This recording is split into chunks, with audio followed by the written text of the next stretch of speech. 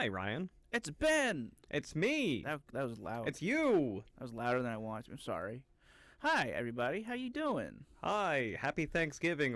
We missed our Thanksgiving week, or we weren't here last week because of Thanksgiving, and now it's 2 weeks later, and I wanted to acknowledge the missed time and catch up with you. Yes. Okay. You made that confusing for me. I'm not gonna lie, but I'm ready for it. I don't know. I just stumbled and just kept on trying to talk my way through it. Did you have a good Thanksgiving? Yeah, it was actually pretty great. Yeah. I mean, did you get stuck because you had to leave our town and then we got snowed? No, it wasn't that. Okay, so the drive back was kind of scary. Mm-hmm. Luckily I was not the one driving. My brother was the one driving. I was carpooling with him. Ah, okay. But going there wasn't too bad. It was really annoying though that it started snowing on Thanksgiving Day when it was like clear up until that point. All right. And I had Thanksgiving with Jake and my family. It was good. Yeah. Our friend Jake, mutual friend of the show. Hi Jake. Does he listen to this? He occasionally will pop in. If I tell him, he'll probably just do it. Jake, you better be listening to this one. Yeah. Sorry we went on a little tangent there, listeners, but we want to know about your Thanksgiving, too. Yeah. Tell us your Thanksgiving stories in the comments. Engagement bait. Engagement bait. Call to action. Call to action, clickbait, title, we'll have boobs in the thumbnail. Okay, actually, speaking of title, for our starting topic this week, I originally was like, hey, I guess I want to talk about UFO50 if nothing else comes up. Mm-hmm. And then, all week, nothing came up until, 2 hours before we started recording. And then something came up. Something came up for you, but I had some stuff come up for me as well. Well, how about we start with that then? Okay, sure. So what's our starting topic going to be? Whatever you're gonna start talking about, I guess. Well, mine was going to be minor stuff. I don't think there's start topic worthy. I think we should maybe we could start with a board game. You want to start with the board game this time? We could. We had a really fun time playing a new board game. We're not talking about one of the board games that we used to play all the time, we usually do. Our friend Eric, who is our biggest podcast fan besides my brother Alex. Well, he's the leader of our fan club. He's the leader of our fan club. Is that the narrative? No, I haven't told you this. He actually made a Facebook group, fan club for Starting to S. I'm so embarrassed. Well, I did not know this was a thing. You don't have to be, because he texted me Thanksgiving Day and was like, hey, I need a picture for the Facebook group. I think it was Thanksgiving Day. Oh, God. And so I just took a picture of myself, down here with my hand, and I just had me looking down, and then I sent that to him. He's like, that is the picture. Nice. Jake's in our Facebook group. Thanks, Eric, for doing that. I'm sure it'll gain lots of traction. I hope not. Anyway, so Eric, who has the best taste in board games of all our friends, I've decided. Pretty easily, yeah. Pretty easily. Found this one called The Heat, and we played it on our last board game thing. Instead of playing It's called The Heat. Heat? Not The Heat. The Heat. I keep on getting confused with that movie we watched for movie night that one time. I was thinking. Whatever. It's called Heat. It's like, it's not Aldi's, it's just Aldi. There's no S at the end. It's a board game based around playing as an F1 driver in a race. Yeah.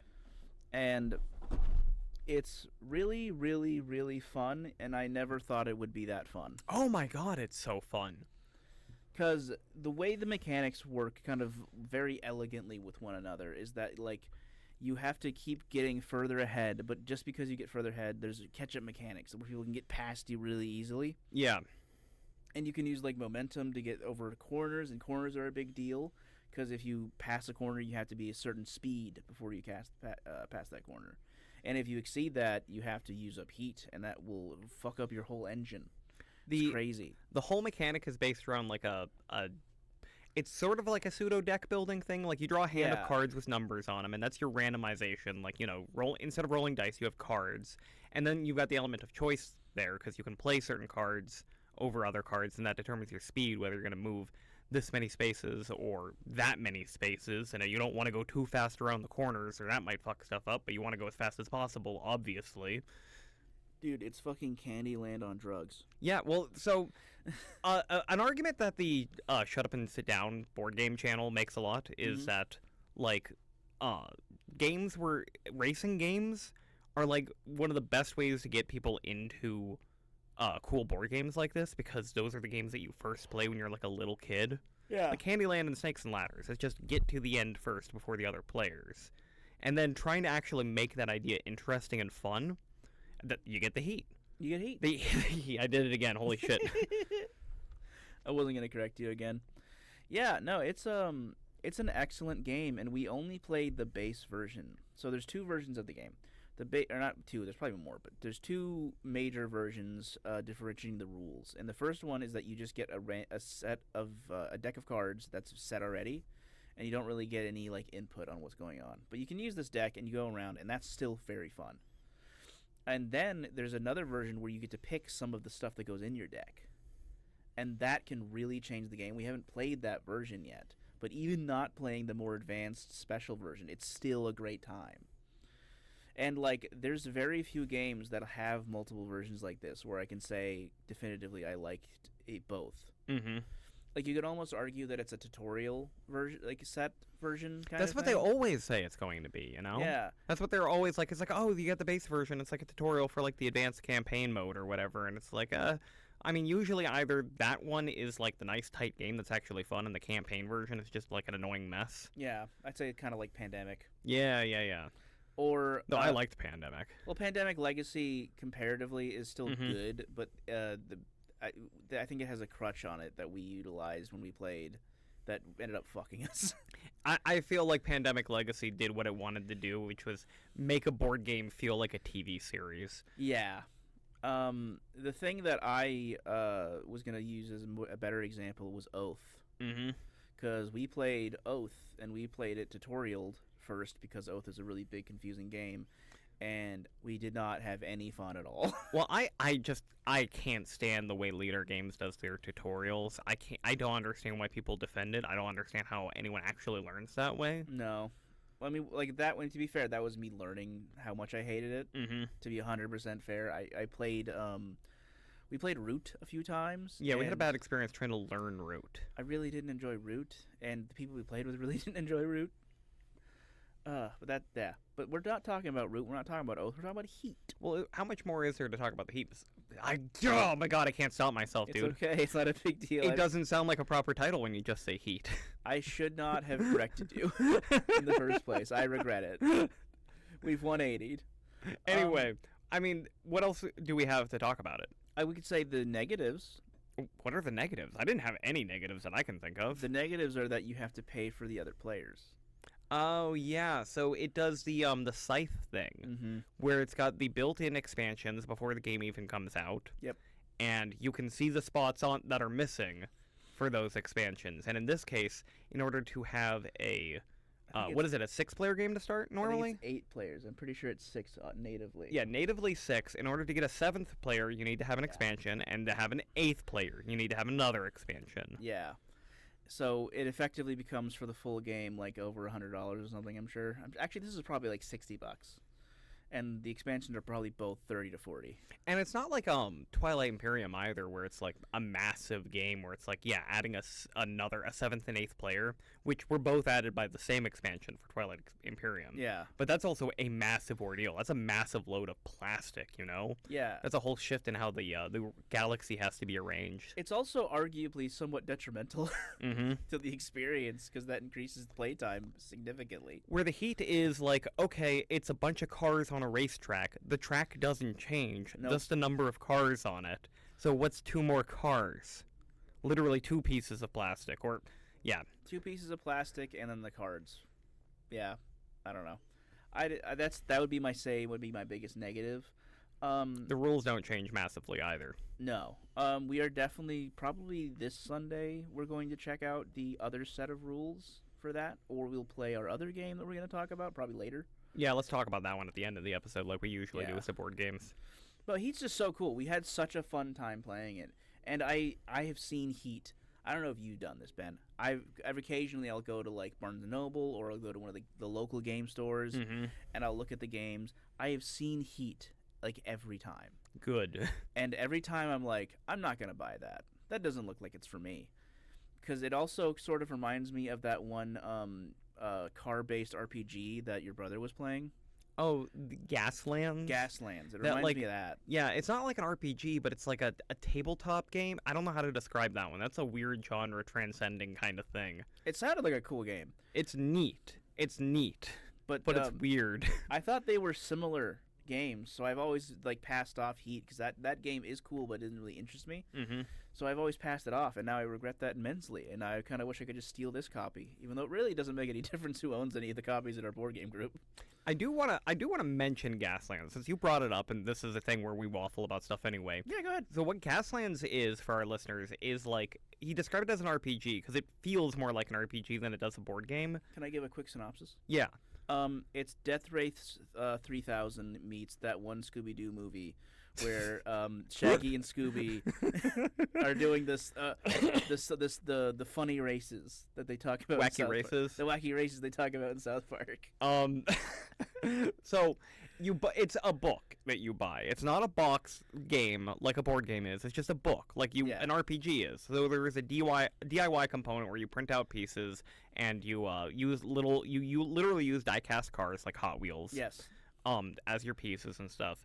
But the actual game you play feels more like a board game in that it's like a self-contained like thing. Yeah. Well, I guess there is a campaign, but it's more like a Pandemic Legacy campaign where you just play multiple sessions of a game. It's not like an RPG where it's like an ongoing story where like you're role-playing an entire experience. You know what I mean? Yeah. And it's neat. It's weird though, right? It's really strange because Mike would show me, our friend Mike who we've talked about before on the show, he would show me like his car that he made because he like made a custom car and he like went in and like soldered out some certain bits of it and added on like guns and shit. Yeah. And I was like, this looks really cool, but like I don't understand. Honestly, Warhammer probably is the better comparison rather than having like a story, like a narrative of, soldiers going to war with each other. It's a narrative of races, death races. Death race, yeah. It's cool. I haven't really ever thought about trying it out, but after playing Heat, I kind of want to try that as well. Mm-hmm. That seemed like a good time. Also, just an excuse to play with Hot Wheels again. Oh yeah, I still have some of my Hot Wheels from when I was a kid. I found them like a few months ago, and I was like, these are still awesome as fuck. Still awesome as fuck. We had the best toys as kids. Kids these days don't understand. I don't know. Well, kids these days. I don't actually know. Kids do you know what's crazy? What? Kids these days, their toys are basically just loot boxes. That's kind of sad. It's kind of sad, but it's also like they don't work in the sense that like it's like, oh, I got this. I mean, some of them do. That's like that's what Labubus are effectively. I've heard of those. I don't know what that is. It's okay, but you've probably heard of them like passively through life. But they're the ones that I'm talking about are ones where like you get like a coffin and then you get like a little tool and you have to like break open the coffin. Okay, with the that tool. kind of rules. Yeah, and then you get like a thing full of slime. You got to pick out the stuff that isn't slime, and one of them like a thing you got to crack open a different way. Yeah, it's pretty. It's kind of cool. Okay, that's good. Yeah, some of the shit's cool, and they have better shooter guns. Yeah, that's always inevitable. We had Nerf as a kid. They have fucking gel guns where you can put like little pieces of gel, so you can actually just shoot them in the city. That's brilliant, actually. When we were kids, it was that or airsoft, and airsoft was the cooler one because it was cooler. But it was also more expensive. It was more expensive, and you could really hurt yourself with those. You could really hurt yourself, and you couldn't really shoot them in city areas. If you did, you could get the cops called on you. These you can. So, waffling a bit. Our starting topic is apparently Heat. It's Heat? Because originally the starting topic was going to be UFO50 because I don't want to talk about Metroid Prime. Okay. That's fair. I kind of do want to talk about Metroid Prime, but I don't want it to be the starting topic. Is that the new one? Metroid Prime 4? Oh, okay. Well, you said Metroid Prime. I was like, isn't that old? Yeah, no. I meant Metroid Prime 4 specifically. Okay, that just came out like a couple of days ago. That is on me. I was confused. And then the news I alluded to before, which I feel like we need to talk about eventually on this podcast. Talk about it. Netflix just bought WB. Yeah. There's one silver lining, maybe. What? Maybe they'll bring back Static Shock. I don't know, maybe. And maybe it won't be completely terrible because Netflix brought it back. I'm tired of things being brought back, period. Yes. Like, can we just stop doing that? Hey, Ben, I'm not trying to sit here and be like, oh, I love it when that happens. I'm just saying it's going to happen. Yeah. They're going to bring shit back. If they're going to bring shit back, bring back my favorite superhero. So, apparently what this means is a consolidation between Netflix and HBO Max, or whatever or it's called HBO Max again, yes, I think. Yeah. I hate them. I hate WB. I hate David Zaslav so goddamn much. I don't like basically anyone in the entertainment industry besides a few specific celebrities. But this is a ghoul that is particularly easy to hate. Sure, yeah. You know? Did you say ghoul? Yeah. Okay. It just surprised me. He is a ghoulish person, okay? I can't think of, a person more apt to the description. He looks like a goddamn ghoul. I don't know the guy, so I have to just trust you. Okay, so he became the CEO of WB somewhat recently, and ever since then, all he's been doing is axing departments, fucking getting people laid off, and just ruining everything. Oh, the classic, like, corporate, yeah. Yeah, he is awful. And before he was, WB, he worked for the Learning Channel. He was the CEO of TLC, and he's responsible for Honey Boo Boo. He is a piece of shit. He is awful. The effect he has had on entertainment and media has been god awful. He's the reason why WB sucks right now. Why WB properties suck right now. This is upsetting to hear, but that's okay. Yeah.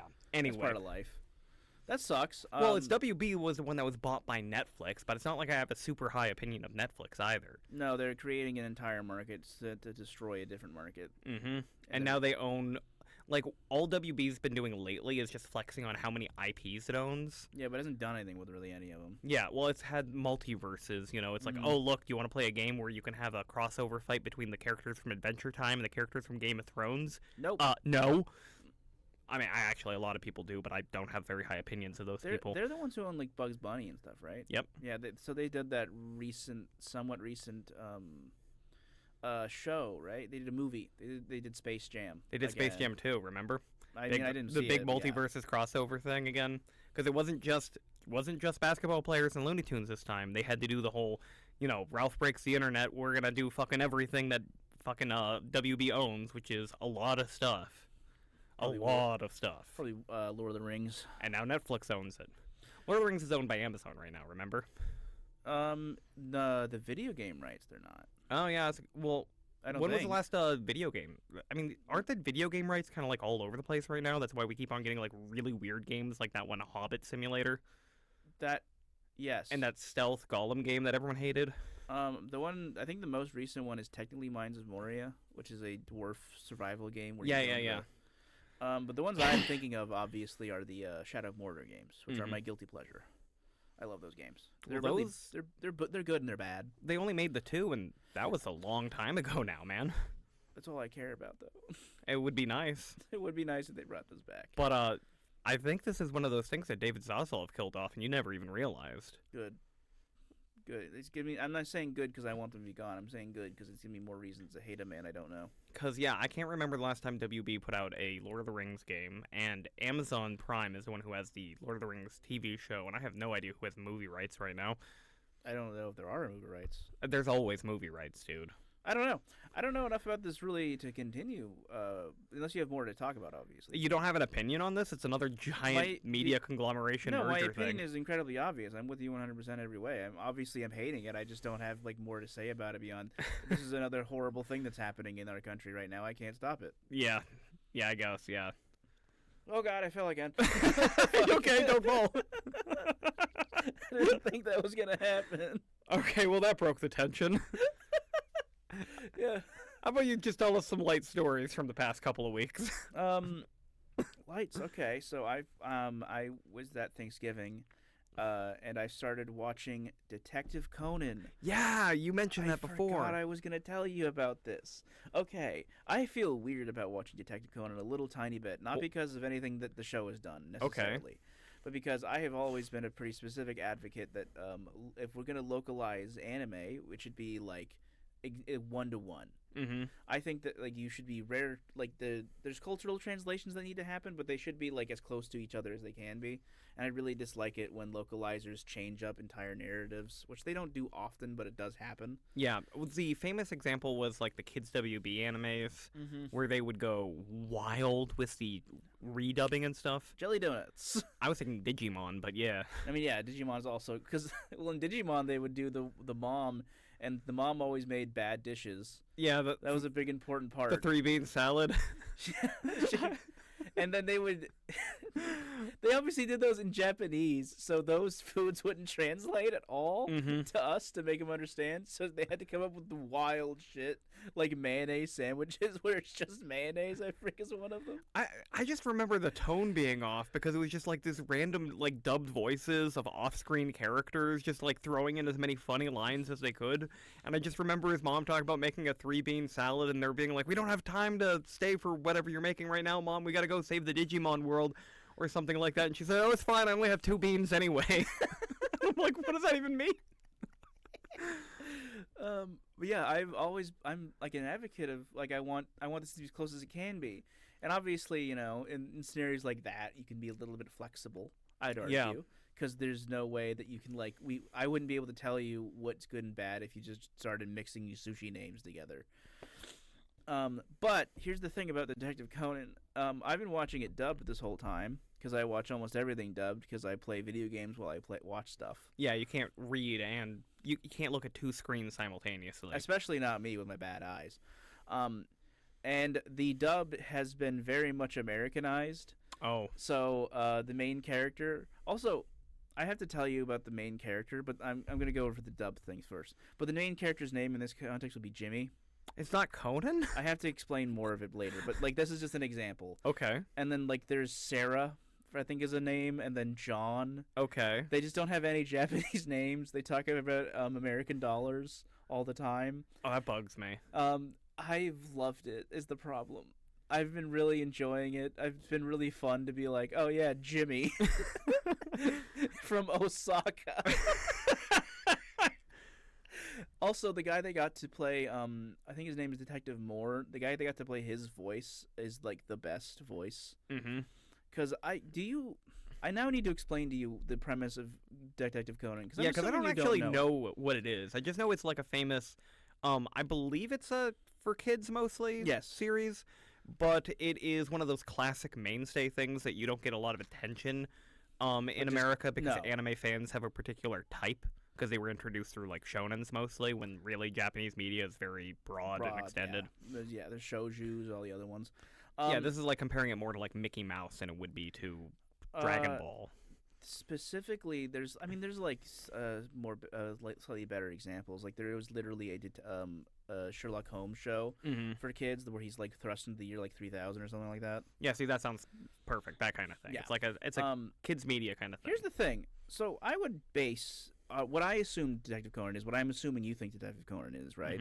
Is that there's a murder or maybe some sort of crime, and then the police are there and they're solving a crime, and then in walks the child detective, and he goes, "I know the solution to this problem." Maybe. I also assume that it could just be a kid solving kids' mysteries. I just know it has a kid detective. It's not that one. It's not that one. It's not the one that you said either. Well, it's kind of what I said. It's kind of not.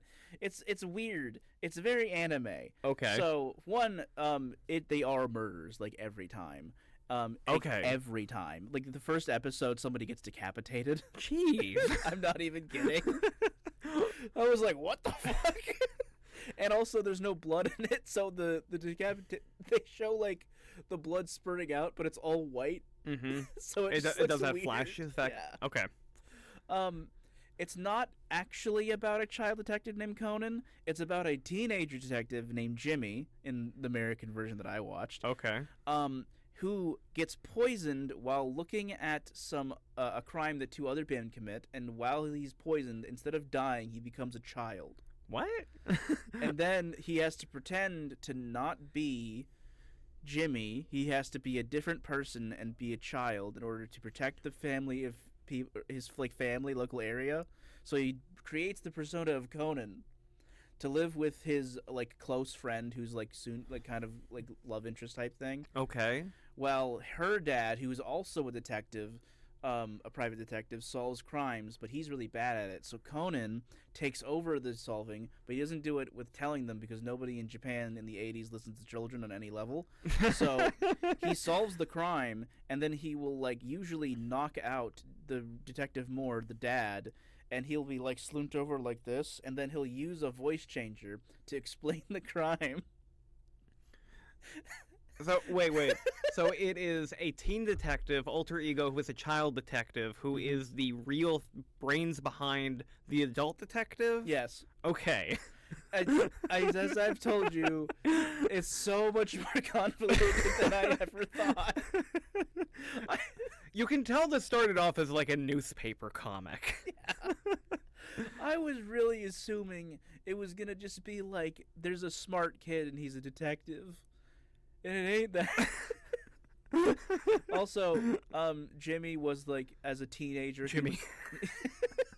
That's funnier now. I don't know why. I love the weird Americanization. I don't know why. Also, they have King Bradley's voice actor come in every once in a while, and that's always a fun time. King Bradley, like Full Metal Alchemist? Yes. King Bradley? Okay. I love his American voice actor, too. That dude's so good. And he'll just come in and he'll have his fucking, like, almost nasally but deep, like, it's so great. I've been really enjoying it. It's been a lot of fun. Oh my god. It's been making me nostalgic for a period of my life that never really existed because I never watched Detective Conan as a kid. I mean, I feel like there's probably an entire, like, because what era are these cartoons you're watching from? Are these like 90s cartoons? So they would start off, I mean, like, the era that they came out in the 2000s. I think it started in like 2004. The era it feels like is the 80s. It feels like part 4 of JoJo's. I feel like you want to look back at that period of anime history that came out when we were watching Toonami. Yeah. You know? That'd be a good comparison. Like back when I was watching Dragon Ball Z on like the television when I was like 8 or something, and me and my cousin in between commercials would just fight. Yeah. And do I'm going to Super Saiyan. Dude, being a little boy fighting during the commercials of Dragon Ball Z, that's peak, dude. That's peak. No kids nowadays are going to be able to experience that, and their lives are worse for it. I'm sorry. I'm sure kids are enjoying their things so goddamn much that I can't even goddamn comprehend it. I don't know what they could be enjoying. They enjoy it. The thing is that Bluey? Do you remember? Yes, Bluey actually rules. I'll fight you on that one. I'm not saying Bluey's bad. I'm just saying like comparatively. I also don't think it is a comparative because Bluey's like for much younger. Also, it's like an educational show. Yeah. It's like comparing it to Sesame Street. I guess. I don't know of any new show. I don't know what shows they're watching now. I don't know because I'm trying to think of like. I think it's just anime, Ben. I'm thinking of the Kids WB animes because so many of them got really butchered. You know, One Piece like being the one that I think of the most. One Piece is probably the big one. Yeah, the only thing that one got ruined. The only thing they did better was the theme song. Yes, theme song ruled. The Kirby anime, the various Sonic animes, which you expect from like the licensed video game ones. Yeah. But the Astro Boy, like the 2000s Astro Boy anime, was like this anniversary edition thing, and it was like this super high budget, like incredible fucking production, like looks like movie quality like footage. Oh, sick. In this series, and there is no good English dub of it at all. Oh. Because Kids WB version rearranged the order of the episodes, fucking retranslated certain things. It's awful. It hurts my soul. Yeah, and that's like that's kind of my dilemma, right, with this is like I think I hate it 99% of the time when you change up anything in the way the localization works. I just want this to be what the creator created. I want to be as close as you can reasonably make it. If there's specific things, it's fine. But I really am enjoying like watching this like kind of neutered version of Conan the Detective, where his name's Jimmy Kudo. Who did the localization? Was this a Toonami? Funimation. Funimation. Mm-hmm. This is like the version that I'm watching. I think there's multiple versions. Netflix actually is currently creating a version, but Netflix, I believe, is focusing entirely on the actual main story. So, like the way the story works is that the first episode he's turned into a child, and then he's trying to over time build up this detective that he's living with, into being a more prominent and famous detective, so that he gets more cases, so that he will eventually meet with these men in black naturally through his job. It's very surprising that he isn't just the detective that people know. I'm very surprised. Well, like, the idea being that if he is if this random child detective comes out of nowhere right after the day that Jimmy Kudo disappeared, they will assume that the poison turned him into a child. Why would anyone assume that? I don't know, Ben. It's not supposed to be very clear. But that's the idea, right? Yeah, this feels like a newspaper comic to me. Yes. Like something that has been weird and wacky, and they would figure out the story 4 panels at a time, week by week, for hundreds of years. But they don't go over the actual like main story on every episode. It's not really a big through line. Every episode's kind of like a monster of the week type deal. Yeah. Where there's like a new murder and we solve that one, and every like I don't know, I think it's literally like 50 episodes maybe, something crazy, they will go over the main story again. And Netflix is only doing those episodes. So they're skipping large chunks of the show. So I mean, I don't like it as much, but I haven't seen those ones. I've been watching the original. And they only dubbed 123 episodes, I believe, of the original, and that's like 1/10 of it because it's like a 1,000 episode show. Wow. It's still going on today. Wow. I don't know if you knew that. No, I didn't. Yeah. I mean, I assumed that it would have probably have had multiple different series, you know? It does. One series would end, they'd do a reboot kind of thing from a different company. It does and doesn't. Like, they still have the mainline Detective Conan, but there's also spin-off stuff. There's a spin-off thing recently I saw with a specific character who I have yet to meet, who I'm sure is 1,000 episodes in or something. Mm-hmm. But they've just been continuing the entire time, and I don't understand how, because they're already running out of ways to kill people without other people knowing that it was you. So I'm just confused. You're just gonna have to keep on watching to find out. And then, like, what do they do when technology catches up? Are they just staying in the 80s the whole time? I have no idea. I don't know. But yeah, it's been a really fun time. I also have been playing a Minecraft mod where you play the video game or the anime. That time I was reincarnated as a slime. Okay. Which I don't know if you've ever seen or heard of that show. I know about that one. So that's the isekai where, I mean, obviously it's got that naming convention, that time I was reincarnated as. So he dies, he reincarnates in a fantasy world, but he is a slime, which would normally be the lowest of the low in terms of, like, low-tier monsters in a fantasy world.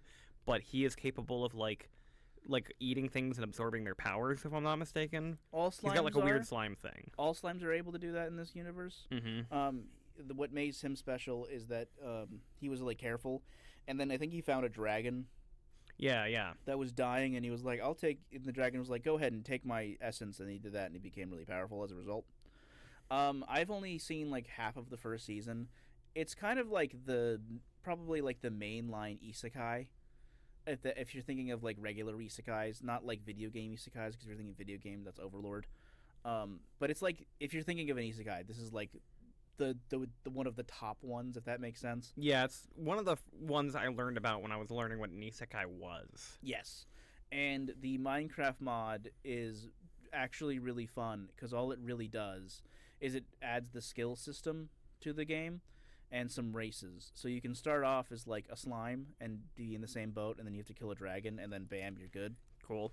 And then it also has stuff like the skulk worm, which is a worm that can't see. It's a great name. And your job is to find out how you evolve from being a worm into something that you can see. I was gonna say, if you can't see, how can you play? You're playing Minecraft, right? You can see like technically like a foot, like a block in front of you. Oh, that's fascinating. So it's got a really low draw distance? Yes, and I haven't figured out how to play that one really well. That's really cool, though. There's an angel and demon, and both of them start in a different realm, and you have to make your way to the real realm, but neither of them can exist in the real realm, like physically. They have to possess a body. So they have to get into the world and then find a creature, hit it enough until it's nearly dead, which is difficult because nothing they can do technically can hit it. And then they have to possess that body in order to stay in this world. And if they die, they will go back and they have to do that all again. I just had this thought. You know when you said you don't know how kids can be enjoying these, like, things? This is what they're enjoying. This is what they're enjoying. I got this from my cousin who's like, I don't know, 19, I think. I hope he's not. Oh, God, he can't be 19. Oh, God, he might be 19. Just surrender to the fact that you're old now, Ryan. I'm 28. I'm not that old. You're almost 30, dude. Shut the fuck up. I was thinking about that recently. Well, yeah, that's most of everything I have to talk about, I think. I can't think of anything else that's really important to podcast. So let's talk about this tier list. Okay, yeah. So for our longtime listeners know that early on when we first started this off, I was super hype on a game called UFO50, Sure were. and I had came up with the idea that I was going to review every single UFO50 game as an episode for the podcast, and that fell off completely because that was always a bad idea. I mean, any terms of like long-term projects, it's like I get bored, I fall off of things. I can never keep my focus on anything for that long, you know. it's a great idea for a personality type that is neither of us. But also, I got hung up on a particular game Yes, you because did. I wanted to review each of these games after I beat them, and I decided that that was no longer a realistic goal. Some of these games I don't want to beat because I don't find them that fun. Yes. And another thing about the podcasting is that, I was originally going to have a tier list, and we're going to go game by game and put it in the tier list. But my original tier list thing was always messed up by the fact that I have this problem balancing my personal feelings on something and my ability to predict whether other people would like a thing. Okay, I was gonna say observe it objectively. Yeah, like it's not really objective, but No. like the thing is that like I know there's a bias to my own taste, and I try to account for that when I'm like recommending stuff to other people. Like in 2011, 2 games came out. Okay, Skyrim and Dark Souls. Yeah. And both of these games are 10 out of 10 games, but one is a 10 out of 10 game for me, and one is a 10 out of 10 game for literally everybody else. Yes. You know what I mean? I mean, I like both, but yeah. I mean, lots of people like both, but then figuring out where you are. So the point is, forget that trying to figure out what other people like. My tier list is my tier list. Yes. But I figured it would be fun if we would make it together on the podcast. I wanted to hear your feedback on certain games. I know you don't have opinions on a lot of the games, but some of them you do have opinions on. Yeah. It really depends. Maybe you could influence where we put these on the list. And like bump one, I don't know. Yeah. So where do you want to start? Do you want to start with the first one? I figured we'd start from last place all the way to what I consider my favorite game on the list. Hell yeah. What's your last place? And for our listeners, actually, could you double check, make sure the full thing is on the screen? Because I moved the heat box. I said it again. Let's move that. Actually, let's just put that down there. That way it's completely out of the way. There. All right, back to the web browser. So, our categories, we don't have them letter tiered because they're not necessarily in order. Like, I have a fun but not innovative and a clever but not as fun kind of categories. And, like, that clever but not as fun category is, like, these games, I recognize how incredibly, like, smart they're designed. I just don't enjoy them kind of thing. Not even, man. Not even. All right, so our categories from top to bottom are I love these games, games I consider both genius and fun, games that I consider fun but not particularly innovative, games that I feel are very clever but not particularly fun, games that simply do not impress me at all, and then fuck these games, the ones I genuinely do not like. I have one question for you. Yeah. Is it possible that a game that would theoretically be fun but not innovative would be in your I love these games prop? Oh yeah, definitely. Okay. Cool. I'm just like making sure. that's why I'm saying like this is a very biased list. Oh, like I love these games. This is my favorite game. Can I make a one prediction that would kind of match what I just said? Sure thing. Magic Garden is going to be in your S tier. Oh yeah. Okay. Magic Garden is definitely Garden in my S tier. Is not innovative. No. Okay, that's fair. All right, let's go from where you want to start. Well, let's start at the very, very bottom of the list, and we'll just make our way up. And I've got my completed tier list on my phone here. Yep. So, at the bottom of F rank of fuck these games, I have Combat Ants. Combat Ants. Hello, Combat Ants. So Combat Ants is the RTS, but isn't an RTS. Yes. It's very important to the meta-narrative of UFO50 of this fictional company making games. Combat Ants was their biggest failure of a game. Yep. But it's also got that kind of clever backstory behind it where Derek Yu really wanted to recreate the experience of breaking that one N64 hockey Wayne Gretzky game. Yeah, I tried really hard to figure out what he meant and how to break it. I could not. I do not enjoy that game very much. Mm-hmm. It's not very fun. I agree with you. I don't like it. It's even when you're playing it the way you're apparently supposed to be playing it, which is not as an RTS, but as a weird like micromanaged squad controller thing. It's still a long and tedious experience. Yeah. And it doesn't help that the single most difficult level of the entire campaign is level 2. That sounds, yeah. That's where I got stuck, to be honest. Yep. I want to like it. like conceptually, I love the idea of we made a game that is supposed to be broken that you're intentionally trying to break. I like that as a concept, but here's the thing: every fucking roguelike game exists. Yeah. I can play Noitia, I can play Isaac, I can do every other game besides this one, and it's the same thing but more fun. Yep. UFO50 is an excuse to have, enough value in the games that they're giving you that they can put this in front of your eyes and not offend you. No, I'm not like throwing the whole thing out because of it, but I do not like it. I agree with you. All right.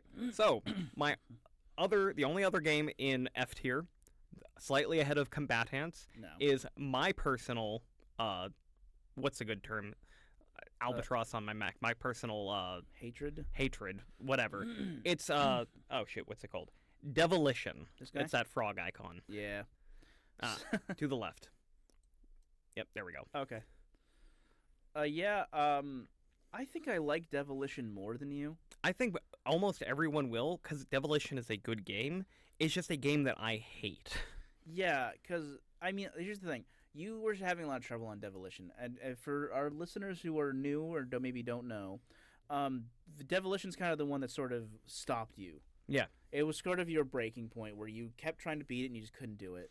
So I was beating games ahead of where I was reviewing them, the episodes, so technically we would have had like 3 episodes or so before I would have gotten to the point where I needed to actually have Devilition beaten to review it. But I was just having so much... I was just not having fun at all playing it. Just being very, very frustrated. The way that one works is you've got a field of tiles with villagers. Sorry, you're going to interrupt? It's like Mousetrap. Yeah, it's a very Mousetrap style game. Yeah. You've got to build a Rube Goldberg machine of devices that attack areas on the map. And certain methods, and then... When they attack other pieces of the device, and those pieces activate to attack other areas. You're creating a massive chain reaction exactly. that hits every single demon on the board with one swoop, effectively. And it is genuinely clever. It's and very the way clever. It works is very fun. And it is a great game for, trying to solve a puzzle, but being freeform and, having to deal with the hand that you're dealt and, like, all that other stuff. But, like, oh my fucking god, sometimes you would build, like, half a chain, and then you'd have nothing but garbage pieces, so you've got to, like, just put them somewhere, and then you're trying to assemble, like, another part of the chain somewhere else on the map, and you forget to, like, link them up, and you can't remember if all of your pieces are actually linked to each other, and finally you, like, double-check everything, and you press that activate button, and it just farts and does nothing, and I hate it. I hate, like, it feels like it was designed to, like, really go against everything I'm bad at, Like, I don't know. It was, like, designed to vex me personally. I definitely do like Devilition more than you. I would probably put it at the absolute most clever but not fun. I mean, I'm not trying to advocate that you move this, to be honest. It's where it is. That's where it deserves to be, probably, to be honest. Yeah. But like I said, this is my tier list. Yes, exactly. That's one of the reasons I really want to move it.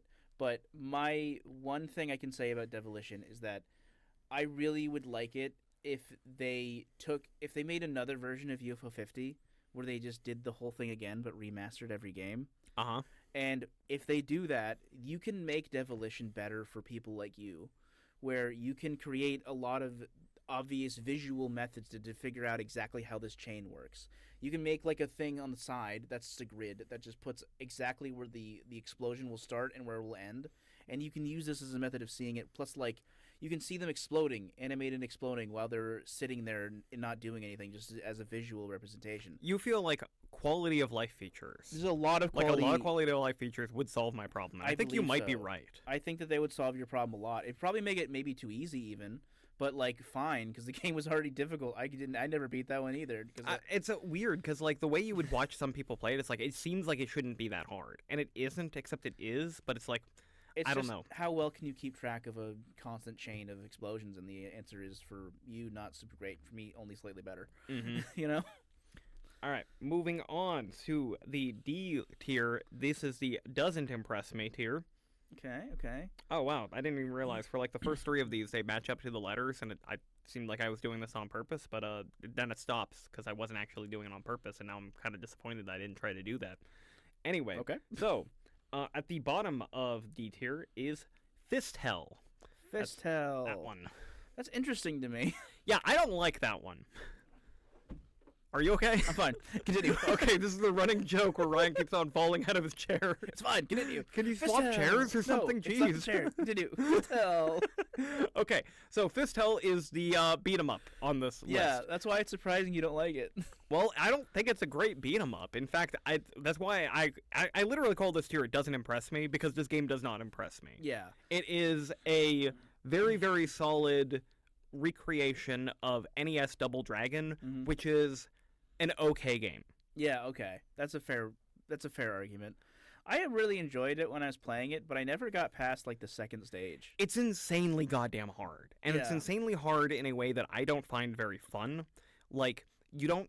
Okay, so you've played Absalom. You know what a good combat system in a beat 'em up would feel like. Yeah. So imagine just ignoring all the different options, all the different buttons, all the different counterattacks and all that stuff, all the combos. And instead, the game was built around doing one punch and then pausing so that you don't accidentally do a 3-hit combo, and then just doing another one punch and stun locking them with that one punch trick. That's how Double Dragon plays. That's how Fist Hell plays. Yeah. Eventually, around level 3, they introduce the aliens, which are incredibly fucking difficult, and then you have to get really, really good at projectile reflection, which is done by like doing certain attacks like jump kicks at perfect timing. And it's balanced like a very old game in that it looks and feels more like a glitch than an actual intended feature. Yeah. I wouldn't move it either. I don't know. I thought it was kind of cool, but I never got past the second level. And also, I really hate how little food you get or how little health you'll end up with. Because, like, you'll go through the first stage, and you might be... I was at a point where I could pretty much get through the first stage without losing any health. But then I would do, like, the boss fight, and then I'd be, like, at half health. And then I would just never get that health back, ever, at any point. Yep. And it was just kind of disappointing. It was one of those games where I think if I was a kid, I would have played this for like 50 hours nonstop, and then I would have never picked it up ever again. Yeah, and that's true of Double Dragon as well. Like I said, it doesn't impress me. It is fairly late on the list of 50 games in terms of the fake release order that they have. Yeah, I guess it's down here like somewhere. And like compared to many of the early games, which are really, really clever or really, really unique, or they really, really well thought out, this is like, no, this is Double Dragon, and it's bad for a lot of the reasons Double Dragon was bad. Yeah. I mean, it's good for a lot of the reasons Double Dragon was good. Anyway, moving on. Oh, I didn't realize I was getting a call. Apologies. All right, so Next, Block Koala. Block Koala. Okay, I can see why you would not like Block Koala. Block Koala is just Sokoban. It's just Boxel. It is just a box pushing game. Yeah. There is a complication in that it's got this number system on the block where the blocks like grow and shrink when you combine them into each other and stuff. It's not that much more interesting. There's like a billion levels. Like if you want to do lots and lots and lots and lots and lots of block pushing puzzles, it's great. But nothing innovative, nothing that's special, nothing that really impresses me. In my opinion, Block Koala only exists because of the time frame for which it needs to exist within the context of the universe of this game. Mm-hmm. That is the only reason. Because block puzzles at that specific point in time were like innovative and cool. And they were never innovative and cool, Ryan. They were never innovative and cool. You know what I mean, man. But they were making lots of games at that time. You were right. You're right in that during that time that they're showing in history, lots of companies were making block puzzles. For some reason. For some reason. Because they were never innovative or cool. It's just not very good. Like, the peak block pushing puzzles are just like Zelda. Like, whatever's in Zelda Oracle of Ages and Oracle of Seasons... If you're doing more than that, it's too much. Nobody cares. If you want to get, you could argue like Last of Us because they have. I didn't even realize they had block. I don't play Last of Us. They've got block pushing puzzles. Are you kidding me? They have like, you need to get up to a ledge, so you got to move this block. What happened to cinematic storytelling? Come on, Naughty Dog. That's in the fucking cutscenes. Everything else is just weird. Block Law is boring. I don't have anything else to say about it. If it was me, I'd probably put it in fuck these games. Really? I don't think it's like deserving of that much hate. I just don't. Well, that's my thing is like, I think something mediocre is infinitely worse than something bad. Yeah, and I can agree with you on that. I think that Block Koala is just overwhelmingly mediocre to an annoying point. All right, next up, Campanella 3. That's all the way down. This one? Yep, that one. Got it right. Hell yeah. So, Campanella 3 is the third game in the Campanella series, which Yep. all three games are wildly different, and that's kind of like a joke in the meta-narrative and whatever. Yeah. In this case, it is a behind-the-shoulder shooter, except you're controlling a spaceship flying around in space, and because you are shooting at pixel graphics that are coming, towards you, Yeah. they don't have like a draw distance thing. They have to use progressively bigger and smaller sprites. And in order to have things that are really far away, you have to rely heavily on like a little radar thing in the side. Mm-hmm. And it's clever. It plays pretty well.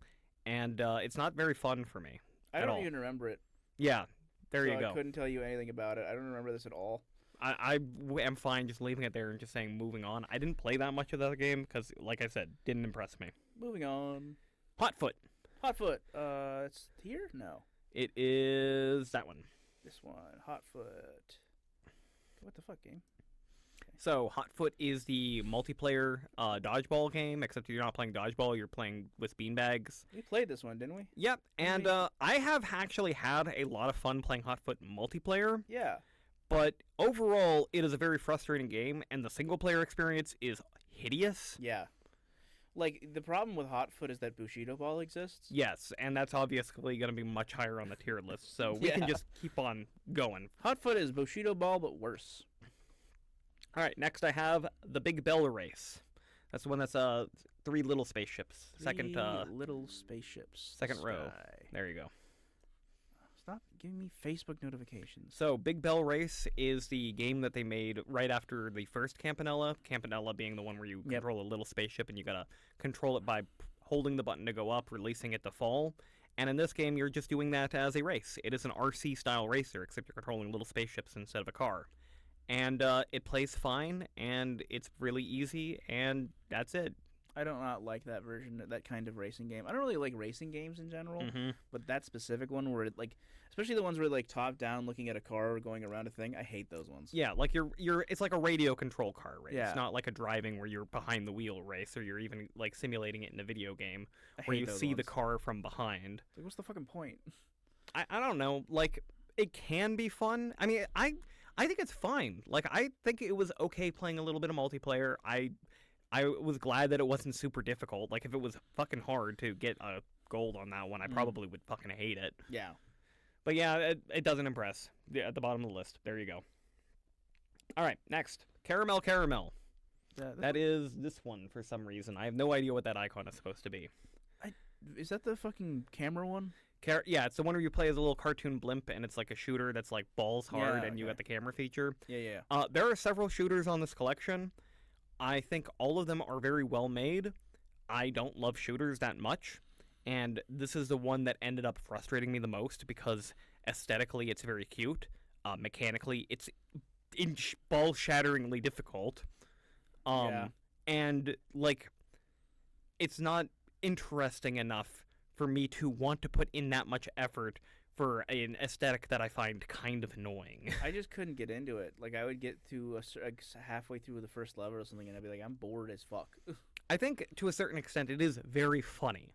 Sure. I think it's hilarious how silly and cutesy it is while being so difficult. Because it is such a difficult game. It is Yeah. easily one of the hardest games on this collection of many, very many hard games. You know? Yeah. I wish there was, like, progression with it, I guess. I wish it Yeah. had, like, stuff, like, when you got more of those points, you upgraded or something. Oh my god, when I finally beat that first level, that was enough. I didn't ever want to have to beat the game after that. Yeah. All right. Still continuing in D tier, my next one is going to be Rock On Island. That's a little cave girl doing the peace sign right there. Oh, the fucking, tower defense game. Yep, and this is another one where I'm pretty sure this is my biases influencing it. I don't like tower defense. Yeah. I remember playing tower defense flash games when I was a teenager. I remember playing tower defense Warcraft 3 mods Mm-hmm. and stuff. I never thought it was super compelling. I never thought it was very fun. The only tower defense game I've ever found fun is Plants vs. Zombies. Yeah. And nothing is ever compared to it. I don't know if it was just the style where it was like them all coming from the same direction, not doing the whole like, I they're don't even doing a long really- winding road and you got to position your towers or whatever. I don't know if I would really consider that a tower defense game, technically. I mean, It is definitely tower defense. It's just, you know. Well, no, it's one of those things where it's definitely a thing, but I'm just like, I wouldn't think of it. I don't think of it in that context enough to be able to justify it. Mm-hmm. I do kind of like certain tower defense games. Like there's a game called Castle of the Alchemists that's pretty cool. Uh, or Sanctum. The Sanctum games are neat. Yeah. But I do agree with you that they're really no one has attempted to really innovate on them in a way that's very interesting. I think you know, Plants vs Zombies to me is the innovation, and it's like innovative enough that you kind of blocks it. That's what I mean. Makes like, it separate. That's the one, but beyond Plants vs Zombies, which is like 20 years old at this point. Yeah, and no one's ever copied Plants vs Zombies either, which is really upsetting to me. Oh, they don't have to. You just mod it. There's a billion. No, I mean mods. like no one has made a new style game like Plants vs Zombies. Nobody's ripped off PopCap, you know. Well, I mean, why? I don't think there's much more to do with it. You know. Besides, more Plants vs Zombies, bro. Well, yeah, but you just make the mods. Fair enough. Yeah.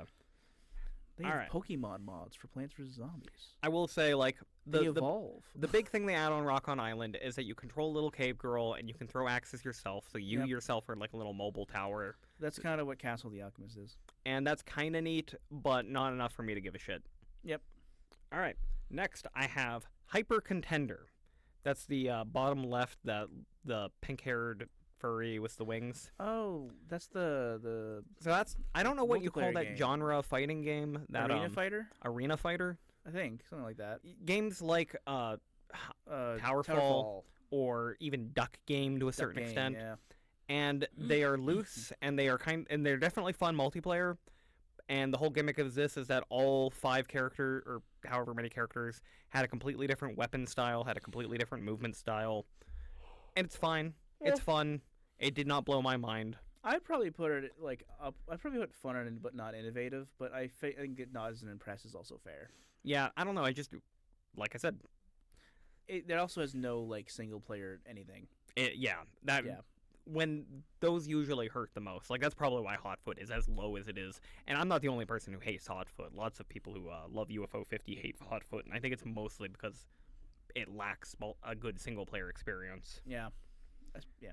All right. The top of D tier of the doesn't impress me list is going to be the very last game, Cyber Owls. I don't remember Cyber Owls. Yeah, you never got around to it, I'm sure. So Cyber Owls, in the meta-narrative thing, it would be the last game that they made. It's definitely the most modern style of them. Mm-hmm. It is an adventure game where you play as a team of owl superheroes, think kind of like Battletoads kind of thing. Okay. And you pick each level is a different game style. So like the one guy is a big tough owl guy, and it's a brawler. And then another one is like their driving expert, and it's basically auto-scrolling racing level, kind of like the second level of Battletoads that everybody hates. What's it called again? Cyber Owls? Cyber Owls, okay. There's one character that does like a behind-the-back rail shooter kind of thing. Okay. And the most iconic to me was the one that was a MSX Metal Gear clone, like a top-down stealth game. Oh, that sounds kind of sick. And all of them have like a level that you have to beat in each style, and if you fail the level, then they get captured, so you have to do a special little mini game to save them, where you do like a little tactical thing, and that's cool. And it's cool. It is actually a very, very cool game, and there's a lot of variety to it. It's just that a big problem with old games that were trying to be really ambitious is that their technologies just didn't support that many different gameplay concepts, you know? Yeah. Like, you have to completely change the game if you want to go from shooting to driving. In a way that nowadays, looking at Grand Theft Auto, you don't. Easy. You just get into the car, you know? Yeah. You're not just completely shifting modes, completely shifting how the graphics look, completely shifting how the game controls. I mean, obviously, controls between a shooter and a car are different, but, like, I don't know how else to describe it, like the way it differs between old games and new games. There's just too many different things that they can't really do well apart from each other, so everything sort of feels bland in comparison. And nothing has as much depth as you want it to be. Like, the thing I wanted to play was that stealth one, and there's only one level. It's one big stealth level, and that's it, you know? Oh, okay. It's not really a suitable replacement for, like, a whole Metal Gear game. No, yeah, okay. I didn't play it really at all. I know I tried it at some point. I don't know where I got. I don't even know if I realized that there were different game modes, because I might have just picked the same owl. Yeah. Because I was like, that's the one I want to play as. Now, you have to eventually play as all of them. Okay. Didn't realize that. So maybe I'll go back and check it out. I don't know. Yeah, I don't know what you would call that. A variety game, I guess. All right, so clever but not fun. These are games that, like, I want to rank all of them higher than I do. It's just that personally, I don't really enjoy them that much. Yeah. But like, I get that they were doing something like neat and interesting here. And you have camouflage highlighted, which I kind of find fun. Is that the first one? Did I No. guess right? Oh. No, it's gonna be Golfaria. Golfaria. This one? That's the one.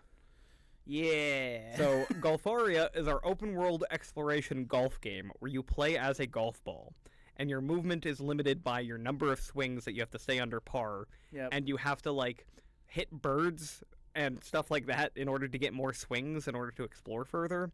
And I just find it really fucking frustrating when you're trying to move and you accidentally land in a lake and that basically you lose a whole turn and you can't just keep moving. I wanted to like Golfaria. I really wanted to like Golfaria, but it's just not that fun. I imagine if someone just loves golf video games, because golf video games are an old, dedicated genre that have not changed much over time, and people do genuinely love them. I want to know if that person loves Golfaria. I don't know, man. But I don't. I used to play a golf game when I was a kid. It was like the only one that would run on my dad's computer, and it would like, you had to like hold the swing and you do your big drive, and then you had to get it to where you get it, and then change your clubs and everything. My problem with Golfaria is I would get into like the smaller areas, the levels, and then I would just not be able to do a couple of them. You would just keep bouncing off the walls and wasting all of your strokes, and it would just feels bad. Yep. Yeah, Golfaria. It is definitely clever, but not fun. All right, next I have Planet Zoldoth. That one? No, this that's one. Party Animal. It's Party House. This is here. So Planet Zoldoth is a very interesting speedrunning game. I tried it. I tried playing it. I tried getting as deep into it as I could, and I just couldn't. Yeah, a lot of people do not like this one, and I completely understand why. I think it is very clever, but not very fun. Yeah. So the whole idea is that you know nothing. Mm-hmm. It is a game about figuring out what the fuck is going on using the information that's available to you and on a hostile planet world. So like everything is randomized every single session. Yep. Which enemies are or which NPC creatures are enemies and how they behave, which ones are allies, which ones can speak your language, which resources things drop, what resources do, what they're used for ammo, for which items, where the items are. Everything is completely random. So every single time you die and have to start over, you have to relearn the basics of how this game works in order to make progress in it. And if you really enjoy that learning process, there is something fun to be had. And once you figure out and you finally get all 3 keys and beat the game for the first time, then it's got a speedrunning mode to challenge yourself, you know? Yeah. It's neat. It's clever. It's not very fun. Do you know about the Consuming Shadow? No. That sounds familiar, though. Is I've that a told Yahtzee game? Yes, I've probably told you about it before. Yeah. The idea of that game is that you have to stop an eldritch god from trying to enter into the universe. You've told me about this on the podcast No before. doubt. I'm remembering this now. That is the same concept, but more fun. There you go. It's just better. I remember, so the most interesting tier list I saw on Reddit, because everyone on the UFO50 subreddit loves posting their tier lists. Yeah. Most interesting one I had this game as their number 1. And they made very good cases for like why they liked the games they liked and why they disliked the games they disliked. And it was just like, this is the game that made me think about game design differently, you know? And I get that. That's fair. Okay. Next, Bug Hunter. Bug Hunter. That's number 2 on this list here. That one there. Yeah. So Bug Hunter is one of the most well-designed games on the entire collection, in my opinion. Yep. It is that board game style thing. This is one of the games I actually did review in the past. You play as a commando killing bugs. It is a puzzle tactical game where you've got a limited number of moves, and you've got to replace your moves with other moves, and it's very, very tight and very puzzly. Kind of like Devolution. Except it's totally turn-based. There's like Devolution doesn't have a timer either. Like they time you so you can challenge yourself. And maybe the fact that there is a timer just kind of causes me to be more stressed than normal. I don't know. Anyway, like, it's not a game I enjoy, but it is a game that I can recognize how brilliantly designed it is. Mm-hmm. Bug Hunter is as good as some of the best board games I've played. Yeah, okay. But it's also not my style of board game. And since I don't have other people that I can have fun playing with playing it, then I'm not really that interested in continuing to explore it. Yeah. It's no Heat, I'll tell you that. That's for sure. All right, next one is Vainiger. That is this fly-headed guy right there. Nope, not that one. To the left of him. Oh, I thought this would be higher for you. Yep, that's the thing. Like, kind of like Fistel, where it's like I know enough about this genre where I am only really fixated on the flaws and not the advantages. Yeah. So Vinegar is the Metroidvania Yep. on the collection. Well, it's the Metroid specifically styled Metroid. Except, it does these things that Metroid specifically does not do, and the reason why Metroid specifically does not do that is because it's not fun. For instance, in Vinegar, you get like a fire upgrade, but the fire upgrade isn't just one upgrade. It is possibly one of 3 upgrades. Like, it's either a fire weapon that can blow up like fire tanks that can block you, or it can be a fire shield so you can go into superheated rooms, or it can be a thing that affects your jump and it makes like a fire wave whenever you do the gravity swap trick that you can always do. That's cool, but in order to switch between those 3, you have to go back to a save station. Yeah. Meaning you don't have total access to this. You can't do it on the fly. Whereas Metroid, no inventory. No inventory screen, no maintenance. You just have it once you get it, and then you have constant access to it. There's no constantly going back and forth, swapping between your abilities to see what you can use. Yeah, that would be annoying as hell. The other thing that I fucking hate is that, like, so old games did this thing where if they were bad, something would be off-screen, and you wouldn't be able to see it off-screen, and you wouldn't have full control over your movement because maybe you're like falling down or something like that, and the thing that's off screen would kill you. Right. And new games, they now have the ability to like look up and down and stuff like that so that you can see stuff before you make the jump. But good old games did the best thing where they just designed it so around the screen that you could see it. Yeah. You know? And Vinegar, you can look up and down in a way that you can't do in old games. And they expect you to look up and down all the time. It's like, okay, I can't just jump down this thing because there might be spikes down there, so I have to stand and I've got to hold down for a few seconds to look down to see if there's spikes down there. Where if it was just Metroid, I could just jump down a thing and trust that there's not spikes down there because, like, Nintendo designs these games really well. I don't know how else to describe it. I would make one slight point on that, is that the gravity manipulation mechanic probably works a lot better with looking up and down. Oh, yeah. I mean, the gravity manipulation mechanic is very cool, but, like, I played VVVVVVV, years ago. Mm-hmm. Yeah, no, I didn't find it that compelling, the specific thing. It kind of annoyed me a lot, especially because you can't actually jump. Yeah, and I hate the hitbox of this character. He's just big and tall, and it's very hard to avoid things. And yeah, I just didn't find Vinegar that fun. Yeah, fair enough. I don't have anything to say about Vinegar. I was like, whatever about it. I want to like it more than I do, but because it ends up frustrating me, that is where it is on the list. Paint Chase. Paint Chase. I Paint Chase. I don't know. Paint I kind of Chase. like Paint Chase. I also kind of like Paint Chase. I think I like shared that it. it is a maze chase style game like Pac-Man, but it's Yeah. got the whole car theme, like pole position rally. I can't remember. Oh. Old arcade games. It's got the whole Splatoon thing. Yep. I kind of wish it was like a multiplayer game. I kind of wish it was like a team multiplayer game like Splatoon is. Yeah. Because like all it really is you figure out the trick to each level and then you play each level in sequence. You can't choose the level. You got to play through all of them in order and stuff. Kind of too basic. Yeah, exactly. And Yeah, that ends up being... I enjoyed it. I think I cherried it, but I did. So like feeling. to compare these Bleh. games, Bug Hunter does not frustrate me. No. Vinegar does frustrate me.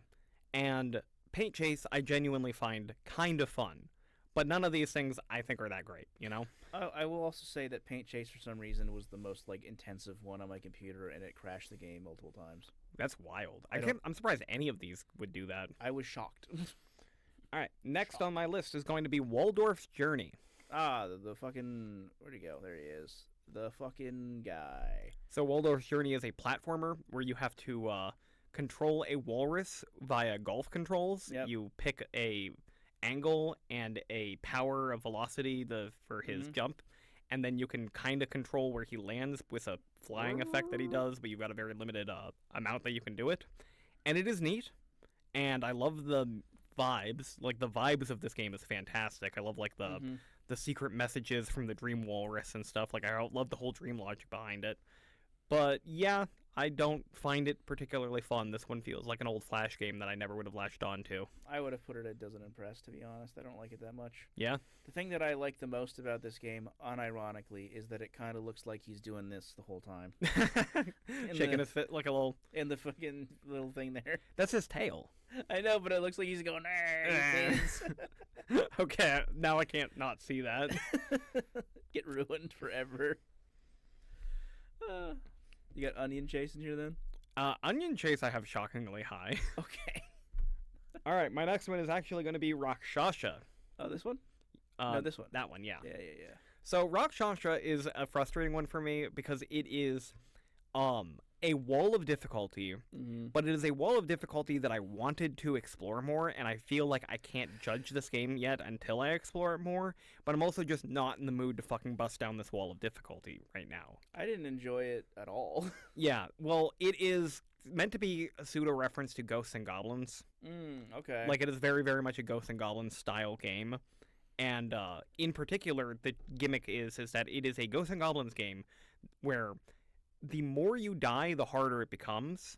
So if you manage to maintain that perfection, it gets easier and easier, if that makes any sense. Yeah. And like a lot of people have said that like as the more you play this game, the more clever it feels and the more, it reveals itself. But I never got over that hump, so I don't feel like I can judge it properly. And at this point, like, I can just recognize what they say is cool, but I didn't find this one fun, hence why I put it in this category. Valid. I don't have any. I don't want to move that. I don't care about that game. All right, now at the very top of my C tier games, and again, maybe this deserves to be higher or lower, but I've got my own personal feelings on it, is Divers. Divers, that's this one? Yep. Divers. Yeah. This is another one where it's like, I think I like Divers a lot more than other people. I really think I was going to contend with you on more of these, but I agree with you. Yeah, Divers it's weird. It's the JRPG, right? Yeah, it's a JRPG, but specifically instead of like controlling it like a JRPG, you've got the weird diving mechanic where you have to constantly go back to the very hole that you enter from in order to like restock and resupply yourself and stuff like that. So you always have to start from the same beginning, and then you always have to like slowly make your way through this huge explorable area, and there's tons and tons of random encounters along the way. I mean, they're not completely random. You can avoid the enemies, but they feel random because it's hard to control, and it's like... I find it interesting. I find it fascinating, but I also don't find it fun. Yeah. I just couldn't ever get into it, man. I tried so many times that it was just like it just didn't grab me. And I don't like JRPGs, so that might be the whole problem. But yeah, that's not going to help. Yeah. All right. Our next category, B, are B tier games. This is my biggest category of games. Oh, because S, yeah. Yeah, this is fun but not innovative. So these are games that, like, they really did not strike me as being particularly clever with, like, gameplay innovations or mechanics or anything like that, because that's one of the reasons I love UFO50. So many of the games are, like, genuinely clever. This one. But I still really like all these games because I just think they're really fun. Kind of. Like, this is also a list of... I didn't know where else to put it, kind of. Like, I think it deserves to be higher than any of the other games, lower. But, Sure. So, at the bottom of this list, I have Campanella 2. That one. That's the one. I don't remember that one either. So, Campanella 2 is kind of a big old reference to Master Blaster. Okay. Where, instead of controlling a tank through Metroidvania sections, you control the Campanella ship, meaning you got that... tap the button to go up, release to go down control scheme that you are not impressed by, but I find kind of fun. In between that, you have to go through side-scroller levels where you play as, not the pilot, but his sister Isabel. Okay. And they are not difficult, and they are kind of janky feeling, but not terrible feeling. And, there's no healing in this game at all, so then it turns out that you have to do everything perfectly, and it is kind of frustrating, but it's well balanced, except I didn't want to get into it.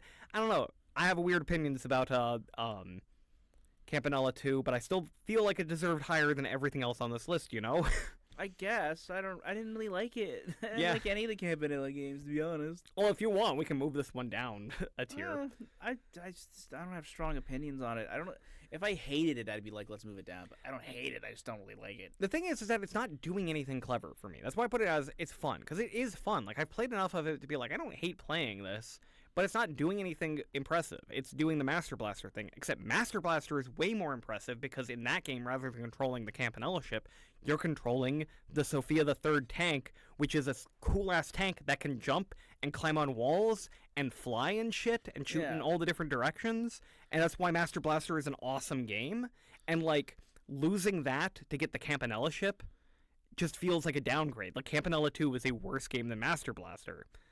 Except it's just a collection. It's just one game on a collection of UFO50. Yeah. So I don't know. I don't think there's any games on here that I hate enough to where I'd want to move them down that are already not down. You know? Yeah. Anyway, moving on. Moving right along. I decided to put the next one is Star Waspir. That's Gold Spaceship one. Okay. So this is another shooter. It is very comparable to Caramel Caramel, except the advantages it has over Caramel Caramel is that you're not playing as a cutesy cartoon blimp, and it's not, annoying. Instead, it is aesthetically just, an anime space fighter series. Another thing that's cool about it is that there's 3 different characters to play as, and they all have different, ships that control differently. And it is... Galaga. What's that? Galaga. Yeah, well, shooters. Like, there's a billion of these things in Japan. Like, it was the most popular genre there for a long time. Yeah, but the one that I know is Galaga. Yeah. I just don't remember the name at all, so... So, yeah, it's good. It's better than Caramel Caramel at any rate, but not that great that I particularly love it. No, okay. And then in the same category, Alphazar's Hat. This one? Yep. Yeah, okay. So this one's another shooter, except this one is themed as your cartoon animal in like a magic cartoon world. Yeah. It's very silly and cutesy, but it's a top-down. You control a person who is walking instead of playing in a spaceship. You can fire in all the different directions. Yep, and you have like the spells that you can get different cards to and collect different ones to have different spell effects. Yeah, out of all the different shooters here, this was one of the more fun ones, so that's why it's slightly higher, but I still don't think it's very creative or interesting. Yeah. I played that one probably the most because I was trying to really do it. And I just, I would lose at a certain point. I'd be like, I don't really want to play the game anymore at all. There you go. Yeah. All right, next I have Kick Club. Kick Club. I feel like Kick Club deserves to be here. If anything, Kick Club might be one tier below, to be honest. So Kick Club is a very simple arcade game. Yep. Level by level, defeat all the enemies, but the gimmick is in order to defeat them, you have to kick them with your soccer ball, and every time you kick the soccer ball, you got to go recover the soccer ball, and if you recover it fast enough and then use it to kill another enemy fast enough, then you can increase your combo game.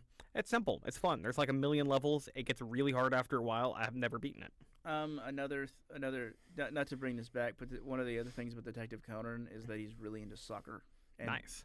And to defeat enemies, because he's a child, he turns his shoes on, and his shoes really enhance his muscles, so that when he kicks stuff, it kicks much harder. So he kicks like soccer balls at the enemies.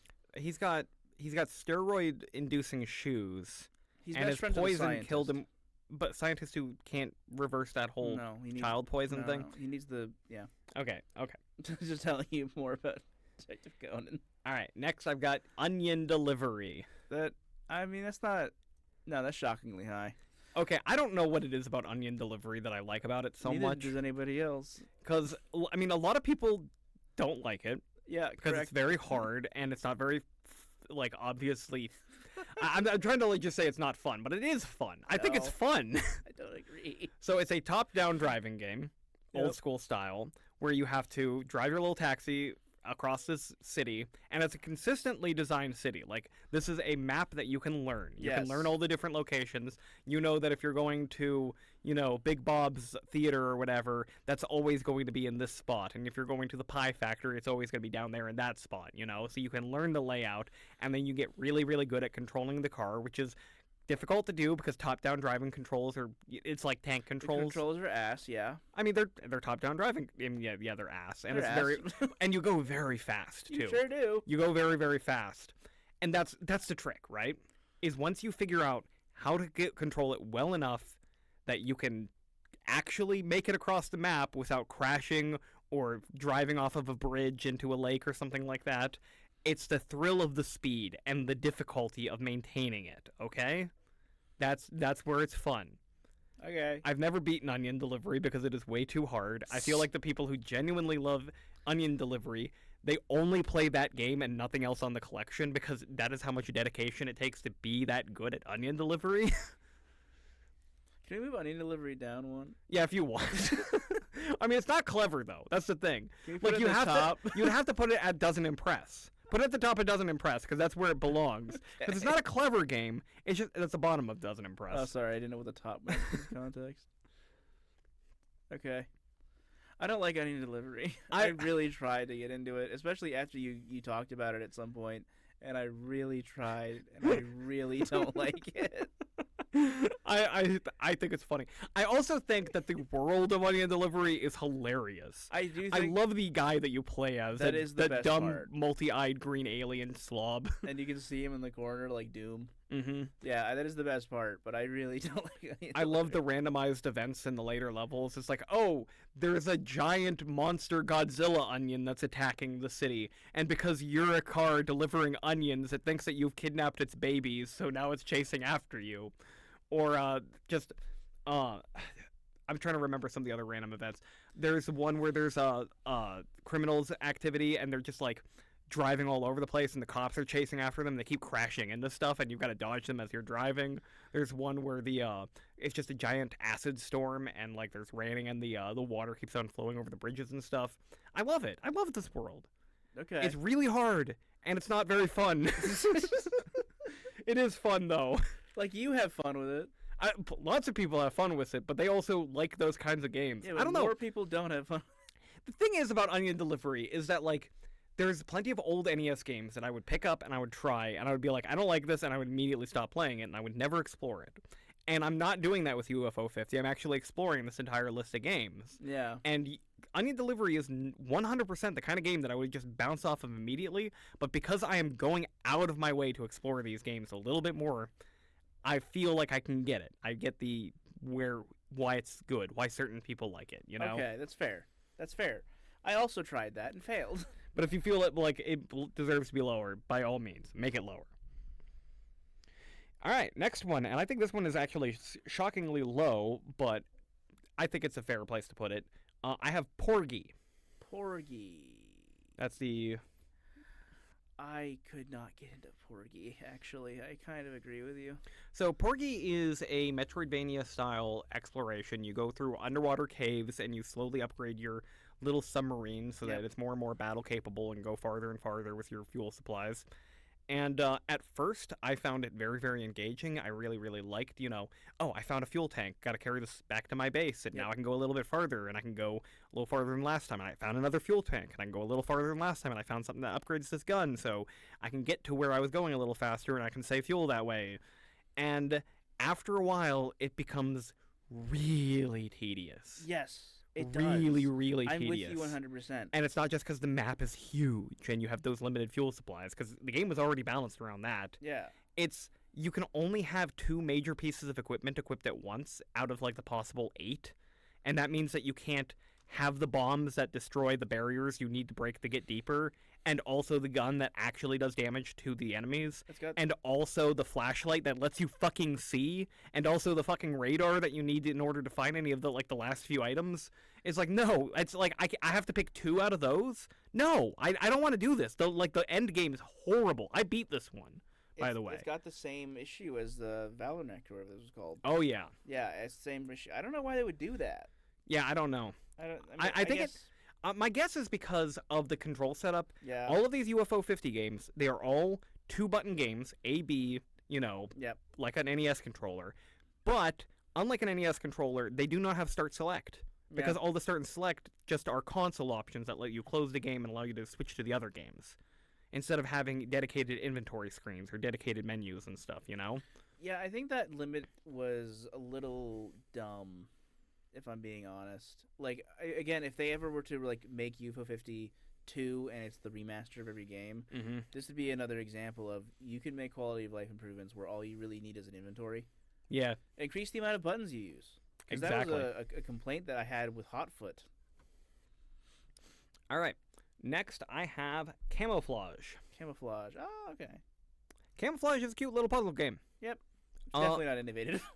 Not that innovative, but it was definitely fun. I kind of wish it was longer, but then again, if it was too long, I definitely wouldn't enjoy it. I was actually going to say, the thing that I think makes it better than like the comparatively block koala, because they're very comparable, is that it's way shorter. It's very short. It's like, and I don't think if it could have gone many more levels where it was like good. Exactly. Like where it left me, I wanted more. I think the solution to that one is that you beat the game with 10 levels and then you have 5 more special levels. Yeah. They would have added, and that would be how you cherry it. And those 5 levels would have been like the worst levels too, because they always are. You know, those 5 they challenge the most levels. challenging, difficult ones. That would have been cool, but I agree with where this is. Yeah, I don't think it's both genius or fun, and I don't love it, but I did cherry that one. All right, next up I have Quibble Race. Quibble Race. That's higher than I would have thought. That's fair. Quibble Race is just fun though. Is the thing. You liked it more than I liked it a lot. Like it is. First of all, it's great playing with groups of people. Okay. Because yeah, sure. And it's great, and the more you play it, the better it becomes. Because the more weird, random things that end up happening that you end up experiencing, the funnier it becomes. Because it's just a funny game. It's, oh, my Quibble nearly got to the end right before everything else, and then he just tripped and fucking died. Yeah. Literally just died right before the finish line, and that's why I lost after I bet everything on him. When you can tell a story like that, you can understand why Quibble Race is great. I don't particularly like games where you have very little control over the outcome. Yeah, because the thing is that this is one of those things where it's like, okay, this isn't really a game. It is a gambling simulator, I think, and a story generator. I think with friends, it'd be way more fun. Yeah. But playing that one alone is not fun. And to be fair, I've never played Quibble Race alone, because it's not like it doesn't have a single-player experience any more than it has a multiplayer experience. It barely has a gameplay experience. It's, exactly. Yeah. It's betting on the random events of this fake racing simulation. Yeah, and I think that's fair to put it there with you when you only play with friends. But I've never played with friends. I would not move it though. It's fine where it is. That's something I would genuinely love to do for a board game day. Is just get everyone all betting on Quibble Race together. We could do it. Fuck it, let's do it. Anyway, next up is another multiplayer dependent one. Is Pin Golf. That's all the way on the right. Pin Golf. I actually a little bit disagree with you. What do you think so? I just don't think you need multiplayer. I played that one alone. I had a lot of fun. Well, that's why it's higher on this list, to be honest. But it is way better multiplayer, dude. It is actually lots of fun multiplayer. I'm sure. We'll have to do it at some point. So it is another golf game, but this is a side-scroller one, and the biggest innovation is that you can dunk the ball. Yep. Like, while it's midair, if you just press the button again, it'll shoot downward at an angle, and you can try to time it to, like, get straight in the hole or get exactly where you want it to go. Or you can fuck it up real bad, like I do every single time, and it's lots of fun, hence the multiplayer experience. I really enjoyed that game because it has, like, a lot of... It's got a very specific, like... every level, pretty much, you can kind of master to a point. Yeah, kind of like a real golf course. Yeah, exactly. And this one, it had a lot of stuff like that where you could really just get... You can get the ball going in the specific way, head down, that would bounce on something, and that would get it to where you need to go, and you can get like holes in one in crazy ways. It was cool. That's making me think of Golfaria. You can't master the courses in Golfaria because it's an open world exploration game. Yes. So where you start is determined by where you landed from how you got to where you got. So if you got into this cave or whatever, the starting point is always going to be the same. But getting to that cave, you're going from so many different directions. There is nothing to master. Yeah. Anyway. I quite liked it. I cherried this one as well. All right. Next up is Ninpek. Ninpek. I'm actually surprised that isn't at the A tier. Because you really liked Ninpek. I do really like. Well, again, fun and innovative. This is my high tier games now. I and guess. Ninpek is my favorite of all the shooters. Yes. I just thought you really liked it. I'm saying I thought you would have thought it was a little genius. It's not doing anything like special and creative though. No. It is just a really good shooter. But like it's the big solid. thing is that if it actually existed when it claims to have existed, it would have been one of the best games ever made because of that fucking double jump. Yeah. You know? But that's not it's not a real historical game, you know? Mm-hmm. So instead, it is just a really good shooter, and out of all the different shooters, and there's a lot on this collection, it's my favorite one. Sure. Ninpek. I didn't like Ninpek very much. Really? Yes. Okay, next up I have Campanella 1, which is my favorite of the Campanellas. Yeah. I think I played this one the most of all of them. I like the control scheme. I like going level by level. I like all the secrets that you can find in it. I find it very fun. I find the music great. I don't think it's very innovative, which is why I didn't put it any higher than this. I wouldn't want to like reduce it. I don't think it deserves that, but it's definitely the one I played the most of the Campanella games. I'm very shocked that this hasn't shown up yet. Yep. I know. That's why I said this is my list. Yep. I am trying to balance my tastes, not just try to, guess where it belongs for other people. Yeah. Next, I have Seaside Drive. Seaside Drive. Ooh. Oh my God! Come on. Why are you being a dick? Okay. Seaside Drive. Seaside Drive is just a shitload of fun. It's just great. It's just awesome. I love Seaside Drive. Almost every time I've ever booted up UFO50, I have been like, all right, let's go run on Seaside Drive and try to beat it. There is only one game that exists in that category of this is just a simple arcadey style game that is ridiculous fun that's going to go higher than this. Yeah. But before I talk about that game, there are two other games that are very hard to talk about. Okay. Because they are massive experiences. That's where we're going to do first. After Seaside Drive, I have Grimstone. Grimstone's this one? Bottom left. Bottom cowboy left. one. Yes. Aha. Oh my goodness. So Grimstone is a weird one to talk about because Grimstone is like the old classic NES RPG, and it is massive, and the fact that it is on this collection is kind of mind-blowing because it could be a whole game by itself. But at the same time, like, I personally enjoy it, but it is not innovative. No. It is an NES RPG, and it does not innovate any more than Dragon Quest or Earthbound or like Final Fantasy 1, 2, or 3. Like, I don't understand why they couldn't have tried to do something, a little bit more modern. Why they couldn't try to have more quality of life. Have you gotten deep into it? Deeper than I did the next one, which is going to be the haunted house one. Forgetting the name of right now. Night Manor. Night Manor? Yep. I played more Grimstone than I did Night Manor. Which That's crazy. And that's the thing where it's like, okay, Grimstone is very, very grindy in a way that old RPGs are. It sure is. I like that. I don't. But I don't think, like I said, not innovative. No. Night Manor, on the other hand, is like, okay, there were definitely old adventure games way back in the day. Yeah. But what Night Manor has that is interesting is, one, the whole shaking like mouse pointer thing to simulate fear, and two, just the roaming murderer mechanic, which is honestly kind of a new innovation. Like, the fact that they have that kind of system in a game like Night Manor, replicating a almost alien isolation style mechanic where you've got this guy who is wandering around the same area you're exploring and you can randomly run into him and then you have to have little escape sequences. That's really cool. That's something that was never in any old games like that. Yeah. And was it in Clock Tower? Maybe, but this is way older than Clock Tower. Oh, I guess, yeah, technically.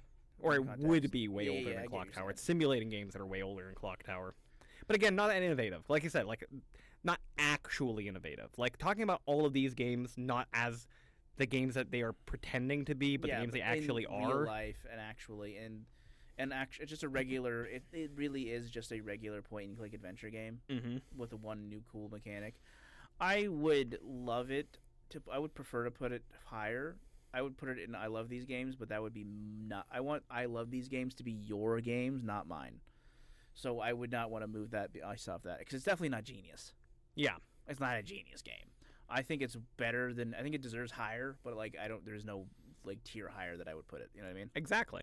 And I don't think I've played it enough to put it on the I love these games list. Maybe if I had actually beaten Night Manor before I made this tier list, like I had originally wanted to. Yeah, you should have played on Halloween. I did play a little bit. You should have beaten it. Anyway, it's actually really short. So the top of my fun but not innovative list, I have Bushido Ball, which is one of the most fun games on the collection. Without question. It is fun single player. Yes. It is fun multiplayer. It's way fun multiplayer. We had so much fun. It is just awesome. Honestly, it should be in the both genius and fun kind of thing, but it just doesn't blow my mind like the rest a lot of the upcoming games I'm going to talk about do. Or is it just going, yeah? So I just wanted to put it at the top of one of these tiers, and that's the one I decided to put at the top. It's so fun. I think we cherried that one on your system when we played it. It was so good. Yeah. I think it was either that or Hotfoot. Bushido Ball feels more special than Seaside Drive does, which is another thing. Yeah. I would say Bushido Ball is way more special to me as a multiplayer game than Seaside Drive, because Seaside Drive's multiplayer is stupid. Yeah, but I love Seaside Drive's multiplayer though. I genuinely love it. Yes, but it's stupid. It is stupid. It makes it way too easy. But I think I prefer Seaside Drive above them, but I want Bushido Ball to be higher. I think it's good. All right, I mean, we're getting to the point where it's getting very hard to actually rank these things. Right. So both next genius category, and fun. These would be our tier A games. My both genius and fun. Okay. I've got at the bottom of this one is Rail Heist. Rail Heist. Is that this one? Yeah, that's one. So Rail Heist is a game that I feel like I need to have spent more time on to really judge it well. But I knew enough about it that I'm like, no, this is really clever in a way that like this is a brand new innovative indie game right here, you know? It's very specific and weird. So it's good. It is an immersive sim stealth game, but it's also an old-fashioned NES side-scroller 8-bit platformer. Yes. And the mechanics of it are just like brilliant. It's like, okay, yeah, they never would have come up with this back then because people's brains didn't think about games like this back then. Not until like games like Deus Ex was made. Right. The idea that like all the different things you can interact with have their own rules and mechanics and how they function. Like you pick up a chain gun, it always fires off 3 times in whatever direction, or if you grab a chicken, you can use it to float across the ledge or whatever. Everything has a weight value, so if you throw it off of a tall, high surface, how much it's going to damage an enemy if it lands on it, or damage another object that it lands on, or something like that. It's all very, very clever and mechanical, and like. It's just cool. It's really, really cool. It's not actually a game that I love as much as other people, which is why it's at the bottom of this. I was gonna say, I'd agree. I can't play it very much. But I can see it. I see the value. Exactly. It's like it deserves to be high, so that's why it's up there. It's cool. All right. Let's see. Next, I have Lords of Disconia. Lords of Disconia. This makes sense for you. I think like Lords of Disconia is obviously a lot higher on other people's lists. It would be at my top. I don't love Lords of Disconia as much as other people, but That's again, fair. it's like Rail Heist, where it's like, okay, this is someone's special sauce. In this case, it's your special sauce. Sure is. I fucking love Lords of Disconia. Lords of Disconia is awesome, but I totally see your point of like it's just not for you, which is very valid. Yeah. But I can also enjoy it so much more than a lot of these other games, you know? It's better than every single one of these. Like, the both genius and fun is very distinct from the clever but not fun, in which I genuinely think these games are like, oh, these are brilliant. I love Divers. These are fun. I love Rakshasha, but I don't actually want to play them that much. No. All right, next I have Pilot Quest. Pilot Quest. Oh, I loved Pilot Quest. I also love Pilot Quest. Pilot Quest is fantastic. So Pilot Quest is a slightly randomized Zelda-style game where every time you boot up the game, certain things are in different locations. Combined with an idle game. Yes, it's great. So you're building up your base, and you've got your things that are just automatically collecting your resources, and while you're waiting for them to automatically collect your resources, you're playing Zelda. Yeah, it's great. It's great. The only thing I would say is bad about it is that I wish there was more to it, but yeah. It was designed to be the game you spend the most time on your collection. I played that one pretty much first. That was like one of my first ones. I loved it. All right, next up I have Warp Tank. Warp Tank. I did really enjoy Warp Tank. Warp Tank is an awesome action puzzler where you play as a tank that can climb on all surfaces. It can go up walls and ceilings and stuff, and it can shoot straight up or straight whatever direction, parallel from or perpendicular from whatever surface you're on. Well, the shooting doesn't do anything, right? There's not enemies. No, you can shoot because there. Wait. Are there no enemies and you just warp? No, there's a shoot and a warp button. Oh, okay. I haven't played in a bit. I might be misremembering. It's not really about killing the enemies. The enemies are just like there to in your way. The goal is to get to the end of the level. Exactly. And the big gimmick is that you can warp straight to the opposite surface of whatever you're pointed at. So if you are on the floor, you can warp straight to the ceiling, or if you're on the ceiling, you can warp straight to the floor, etc. And you can do walls and stuff, and a lot of the mechanic is trying to figure out where the slopes are so you get onto the wall and then to a specific area and then you get to a different slope. It's really cool. It's very, very mechanical in the sense where it almost feels like it's turn-based, but at the same time it is a fluid action game, and you can get really good at it. You can blast through levels really fast in a way that looks very impressive. And yeah, it's very fun and very clever. Fucking sick. All right, next I have a tactic. This is the worst name. A tactics. That's the one. Yeah. Yeah. This is Sukido. Yeah, this is the one where it's not a real tactical game. The idea is that there's like waves of enemies that move round by round forward towards your base. And you've got to place your guys in the columns to fight them, and the different guys that you place have different abilities and how they function. Like if you place 3 of the basic guard guys in a line, then they have like a temporary invincibility. Yep. Or the one guy just hits 2 spaces ahead of him because he's got a spear, or another guy shoots off to the sides because he's a ninja or something like that. and it's just the clever. I think it's the most clever out of all their little funny puzzle games. It's literally Stratego meets Plants vs Zombies. Maybe it does have a very Plants vs Zombies feel to it, and maybe that's why I like it so much. Yeah. Like this is the closest thing to a Plants vs Zombies follow-up, but at the same time, it's like, okay, well, what if you made Plants vs Zombies where both sides had the zombies? Yeah. Yeah, and it's cool. It works. I like it. That probably exists in a mod. Maybe. All right, next up, I've got Avianos. That's the dinosaur head. Oh, right. Avianos is a grid-based turn-based, it's a tactics game, RTS. but it is designed more like, it's not a real-time strategy. Or TBS.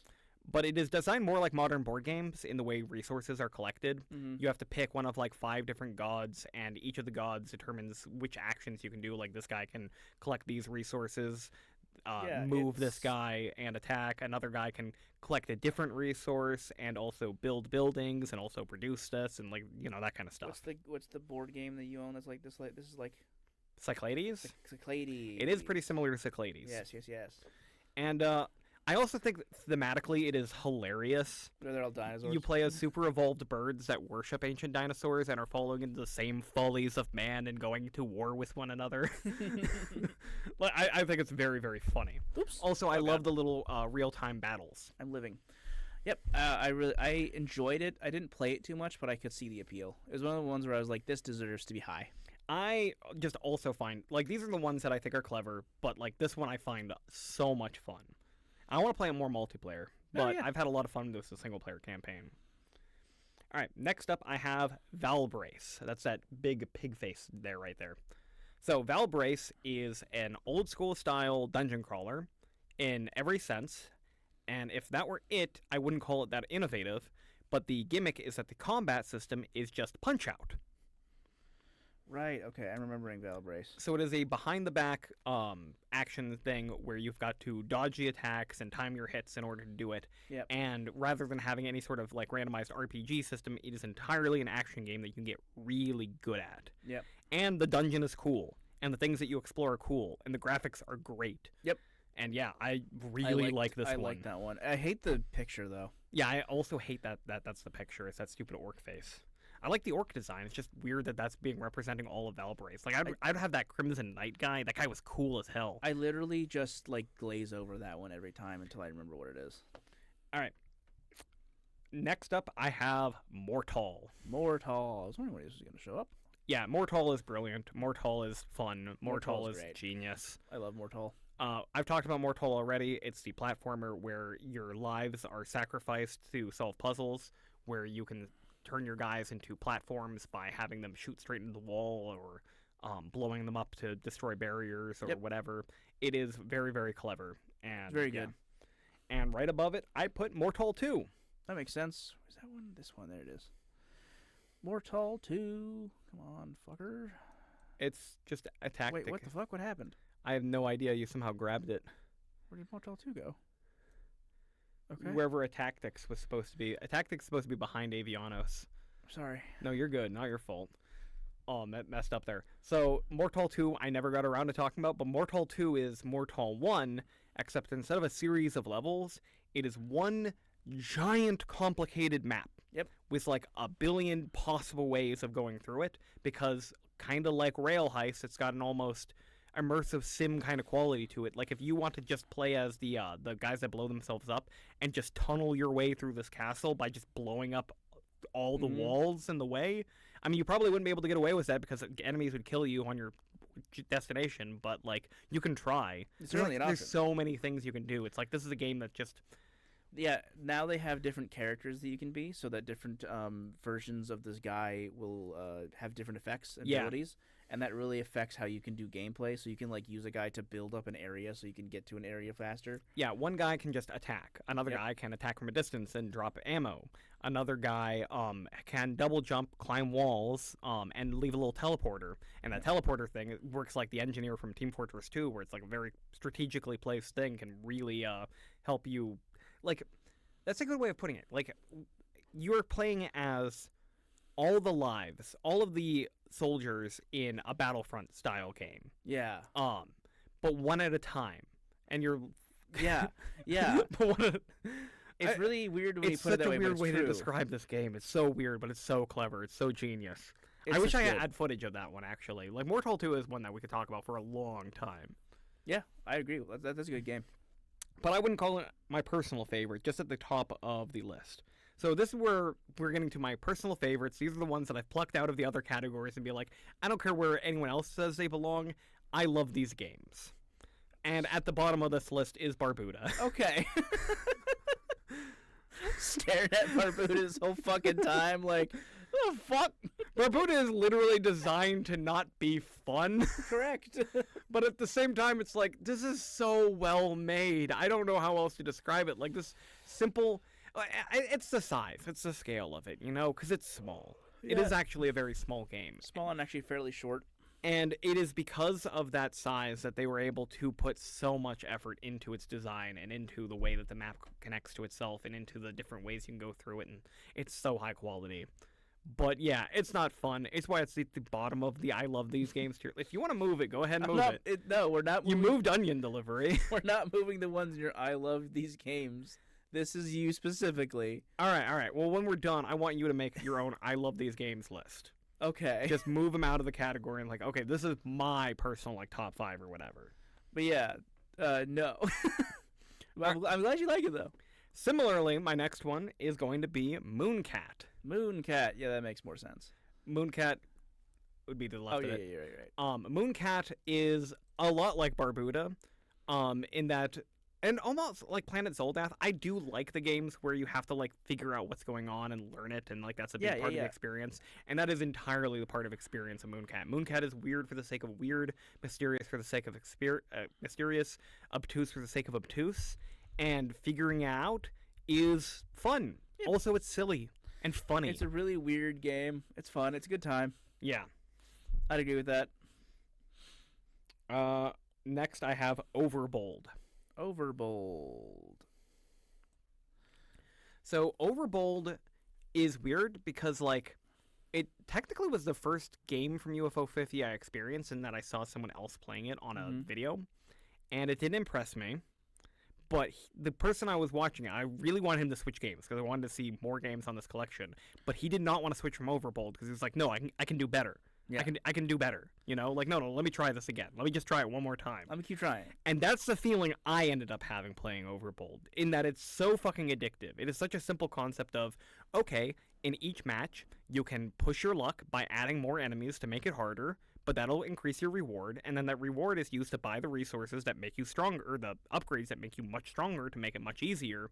So it's this weird balancing mechanic of trying to make it as difficult as possible while still being beatable, to get your reward as high as possible, so you can get as good of upgrades as you can, so you can keep on increasing the difficulty. Yeah. But also you're trying to save as much money as possible in order to get that final high score. It's a very perfect balance of every single thing you need to do. Yeah, it's perfectly balanced. It is that tightrope. It is that, set of scales. Yeah.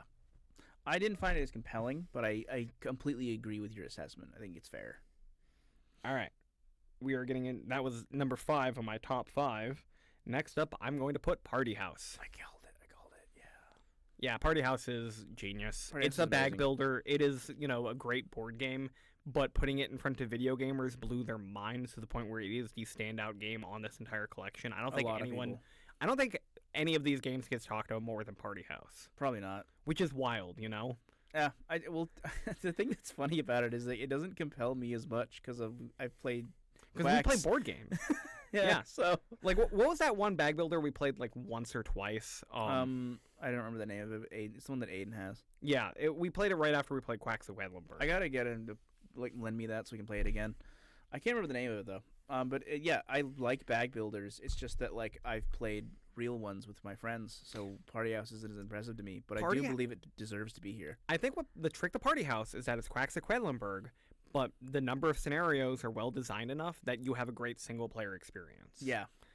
Where Party House stops being fun is when you finally have to go for that cherry by beating like 50 randomized scenarios in a row, and the randomized scenarios aren't as fun. No. Those balanced ones are really well thought out.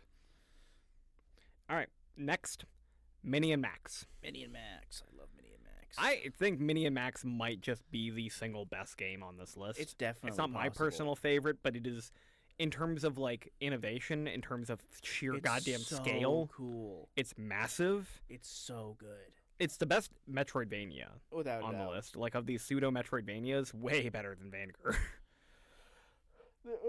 Sorry. The only thing I would say I don't like as much about it is I wish it was less about collecting stuff. Yeah. But beyond that, I would love it if somebody made a Mini and Max like Standalone? yeah Sequel? out of this. I think Mini Max deserves a sequel. Yeah, I think the sequel to UFO50 should just be Mini Max 2. I don't even mean that. I just mean like I would like it if some indie developer was like, I want a concept for a game. What do I do? And it's just like do Mini and Max but different. So, I do want to backtrack because I realized never even came close to talk about Mini Max fully. We've mentioned it tons of times, talk about UFO50 in the past. But for our listeners, Mini Max is a very special game. You play as a little girl named Minnie, who's got a pet dog named Max, and they're locked in a little room by Minnie's older sister who wants to have a party in her house. She's actually the one holding the parties for Party House. That's the joke. Oh, really? Okay. Well, she's locked her in this little room, and you have to. I don't know if you're using your imagination or if you are magically shrinking. Who knows? But you shrink, and you explore this little world in the subjective experience of a tiny little person the size of a mouse. Yeah, now it's gigantic and awesome and interesting, you know? You're climbing all over furniture, you're climbing up like plants and like yeah, you got to get on top of the shelves, you have to do all this other stuff. But that's not the genius part. And then You go ahead. You have to do a specific mission for one of the little tiny people that you meet, one of the nearby germs. Yeah, you're exploring this. And you think you meet your grandpa? Yeah, you find out your grandpa has been like hiding in this room all this time, and he's like a little shrunken guy as well. And you have to find this thing and bring it to him. And I think that's the catalyst for you getting the ability to shrink again. More. Okay, so what turns into like you explore this room, you get the idea. The room is small, but when you shrink, it is an explorable space. It is a very manageably explorable space. Yep. When you get the ability to shrink even further, you realize that this game is fucking massive. Absolutely huge. Because it is a full scale shift, you know? Mm-hmm. Like when you become that small, the world is unrecognizable. You are a tiny microscopic thing being attacked by like bacteria and stuff, and like the threads of the carpet, you know, are like giant wall barriers to you. Yeah. And the thing is that it is a giant explorable map that matches up to its larger scale version. Like there's a puzzle you can do where you can't fit through this small gap, so you shrink and then you can fit through it. Except, you know, if this was Metroid, fitting through that small gap means crossing 2 tiles. Because it's Mini and Max, when you shrink down to that 2-tile walk is now a giant long-ass level that you have to, you know, go across. It's like 10 levels. And just to get across this little gap, it's so clever. And you can pick up like almost anything and put it in your bag, and everything has like it has that rail high style, almost immersive sim quality where certain things have certain like abilities. Like, oh, I can just grab this mushroom I find, and you can bounce off the mushroom. So I just bring it anywhere to make a trampoline. It's genius. I love this game. It's one of the best. Yeah.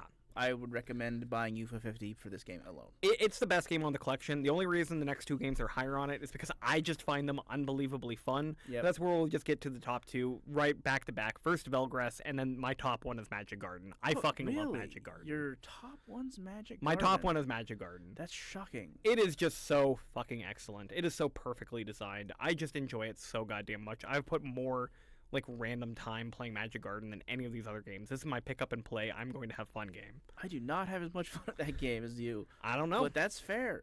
It's a good ass game. It's basically Snake. Yeah. Yeah. And then Velgrass is probably the one that we've talked about the most, I think. Yeah. Well, all the games before Devolution on that list, who I've talked about on the podcast before, but Devolution is the one that ruined everything.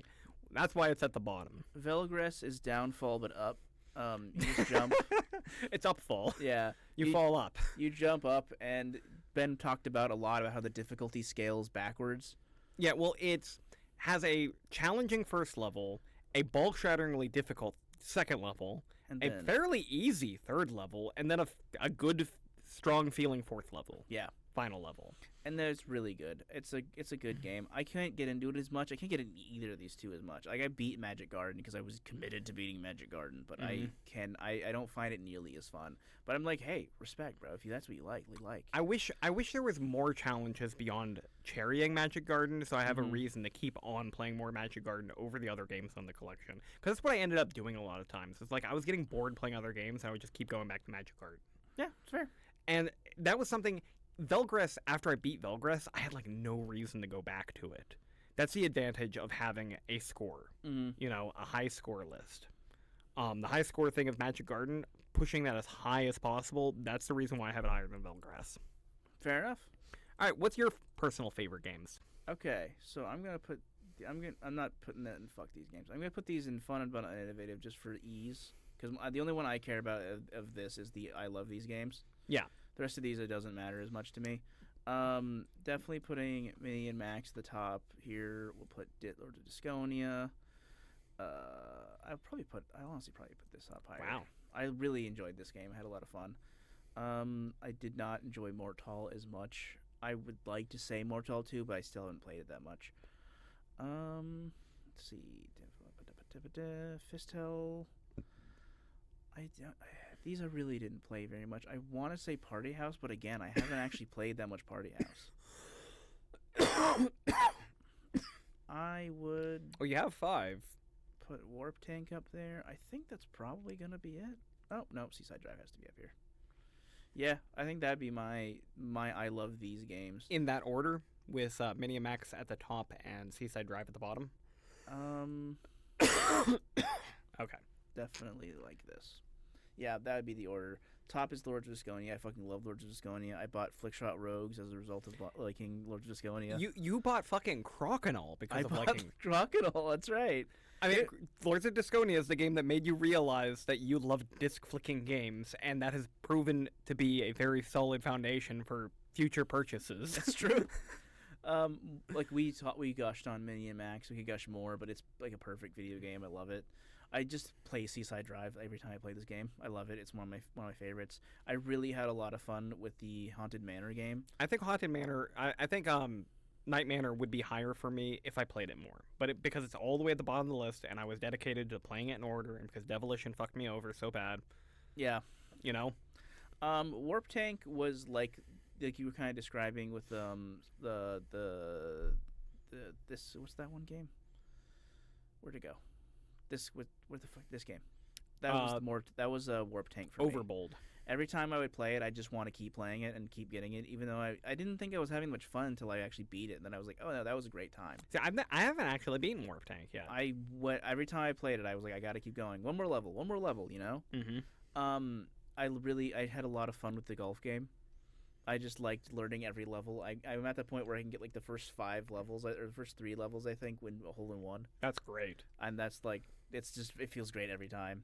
And then I had a lot of fun with Camouflage. Just enjoyed it. It was really good. It's definitely lowest on that list, but yeah.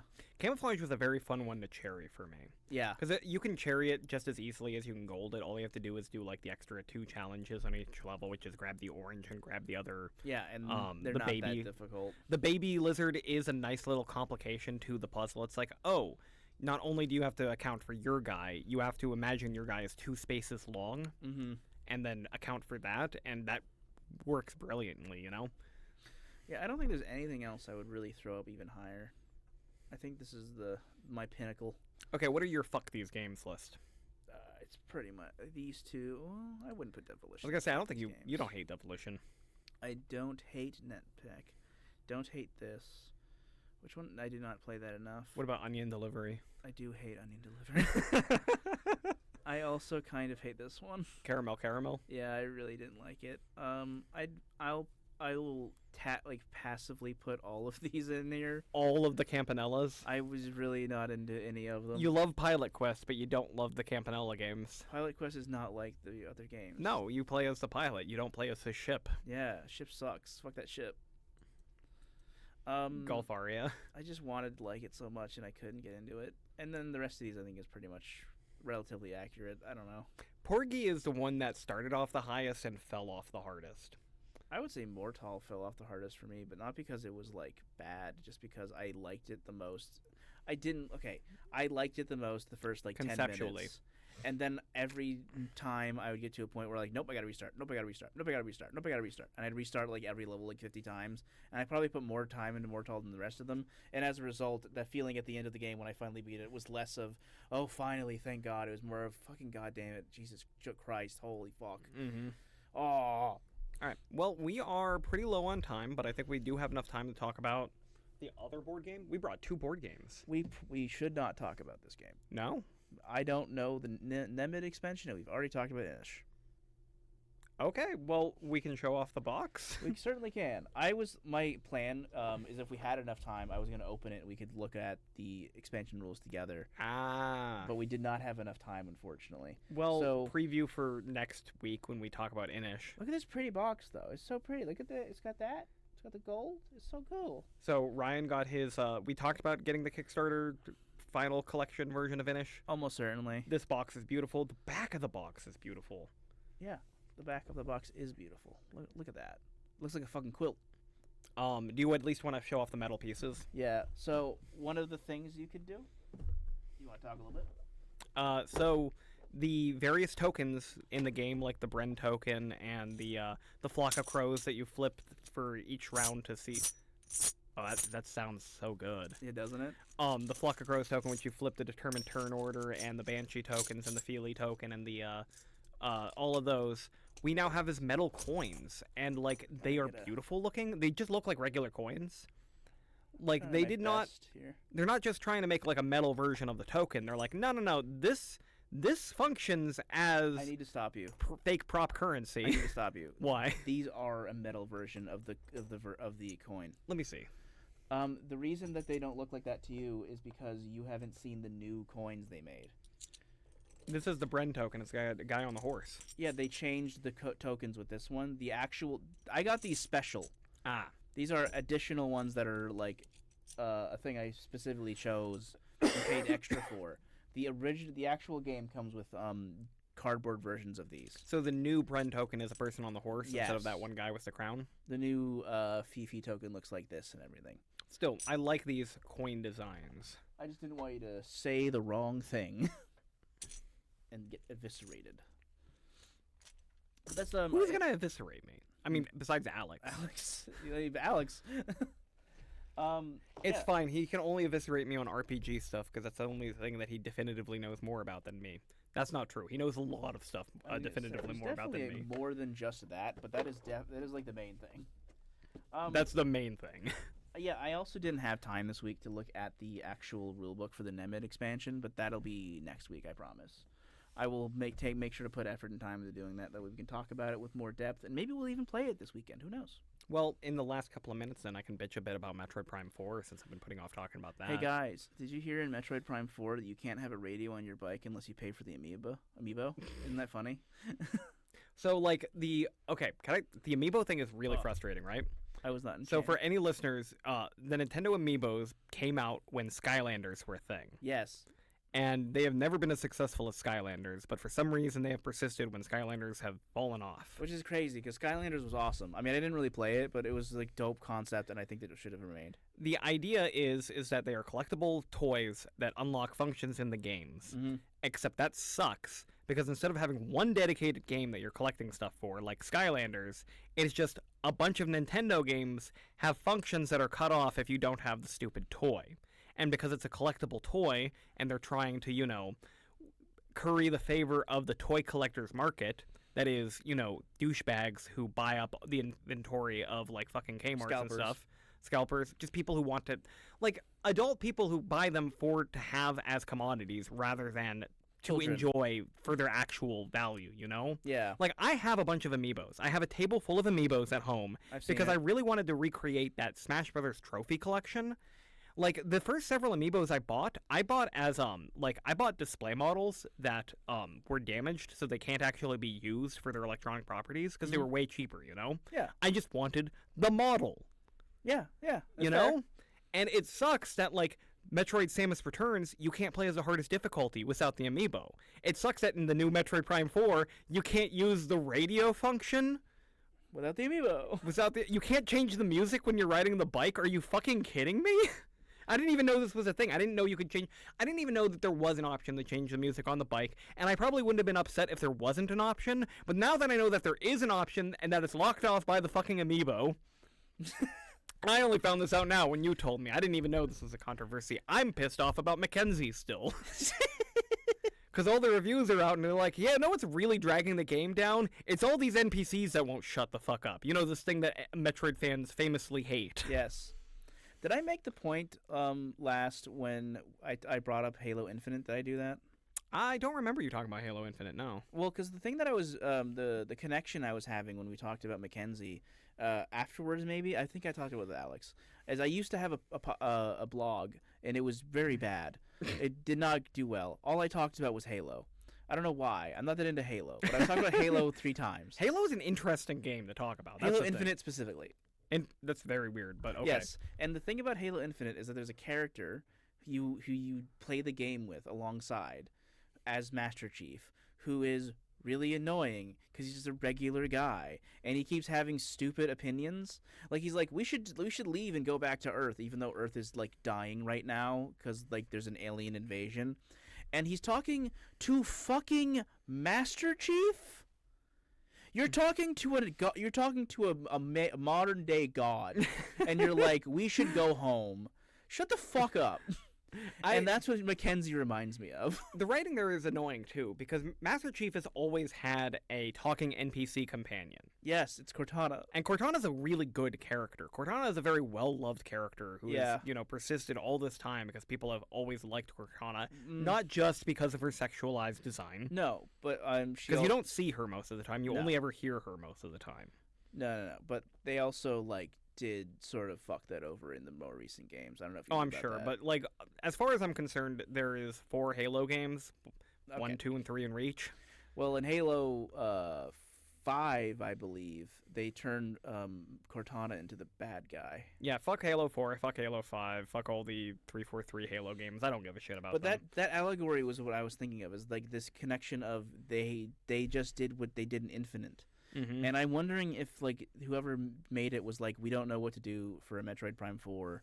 Let's just copy the closest comparison, which would be Halo Infinite. Well, I guess a big problem with Prime 4 has gotten mostly 8 out of 10 reviews, which is an interesting number because usually you've got your... I was trying to explain this to Alex. So you've got your review sites, IGN's, Eurogamer, whatever. If it is 10 out of 10, that's them saying that this is the game that they're going to choose as Game of the Year. Yep. Otherwise, it's 9 out of 10 if it's a really, really good game. And it's a 7 out of 10 if it's a game that is not that great, but we know a certain audience is going to really love it and then get upset if we rank it anything lower than 7. Yeah. And anything lower than 7 means it's bad. Yep. 8 is therefore an interesting number in that it is between 7 and 9, which are the 2 numbers that actually matter, and they're trying to not piss off the people who think it deserves to be more than a 7, but they also don't think it deserves to be a 9. And that's Metroid Prime 4, apparently. It's an 8 out of 10 game. I saw some clips of the dialogue, and it was the cringiest shit I've ever seen in my fucking life, so I wanted to die. As a hardcore, long-time Metroid fan, like, the big problems of it being excessively hand-holdy, it having annoying NPCs, it, interrupting you to have Mackenzie call you to tell you where to go next, it having a big, explorable, empty, open-world map. Yay. Like, that's all, like, this goes against whatever for me. But at the same time, Metroid Prime 3 was a linear action game. Mm-hmm. It's literally just a linear series of corridor shooters. It was some explorable levels, but it's a linear game. Metroid Other M exists. It sure does. Samus Returns is terrible. Metroid Prime 4 is not the worst thing to ever happen to Metroid, and it's not even the second worst thing or the third worst thing that's ever happened to Metroid. So there you go. Fair enough. That's Ben's review. That's my review of this game that I haven't even bothered playing yet. Instead of buying Metroid Prime 4, I finally bought UFO50 for the Switch. Oh, I thought you already had it. No, I was putting it off because, money trouble lately. Fair enough. All right. Bye, listeners. We have no time. Sorry, I had that awful cough noise right at the end there. Yeah, they'll be okay. Rate us 5 stars on Spotify. Thumb and like the video. Comment. Subscribe. Call to action. Yeah, Engagement call to actions. Tell us what you want to hear us talk about next. Yeah. Don't do that. I don't actually want to do that. No, do it. This is my podcast. I'll talk about about I it. want to talk about. I don't care what Ben says. I'll talk about it. All right, what do you want to talk about? Ending.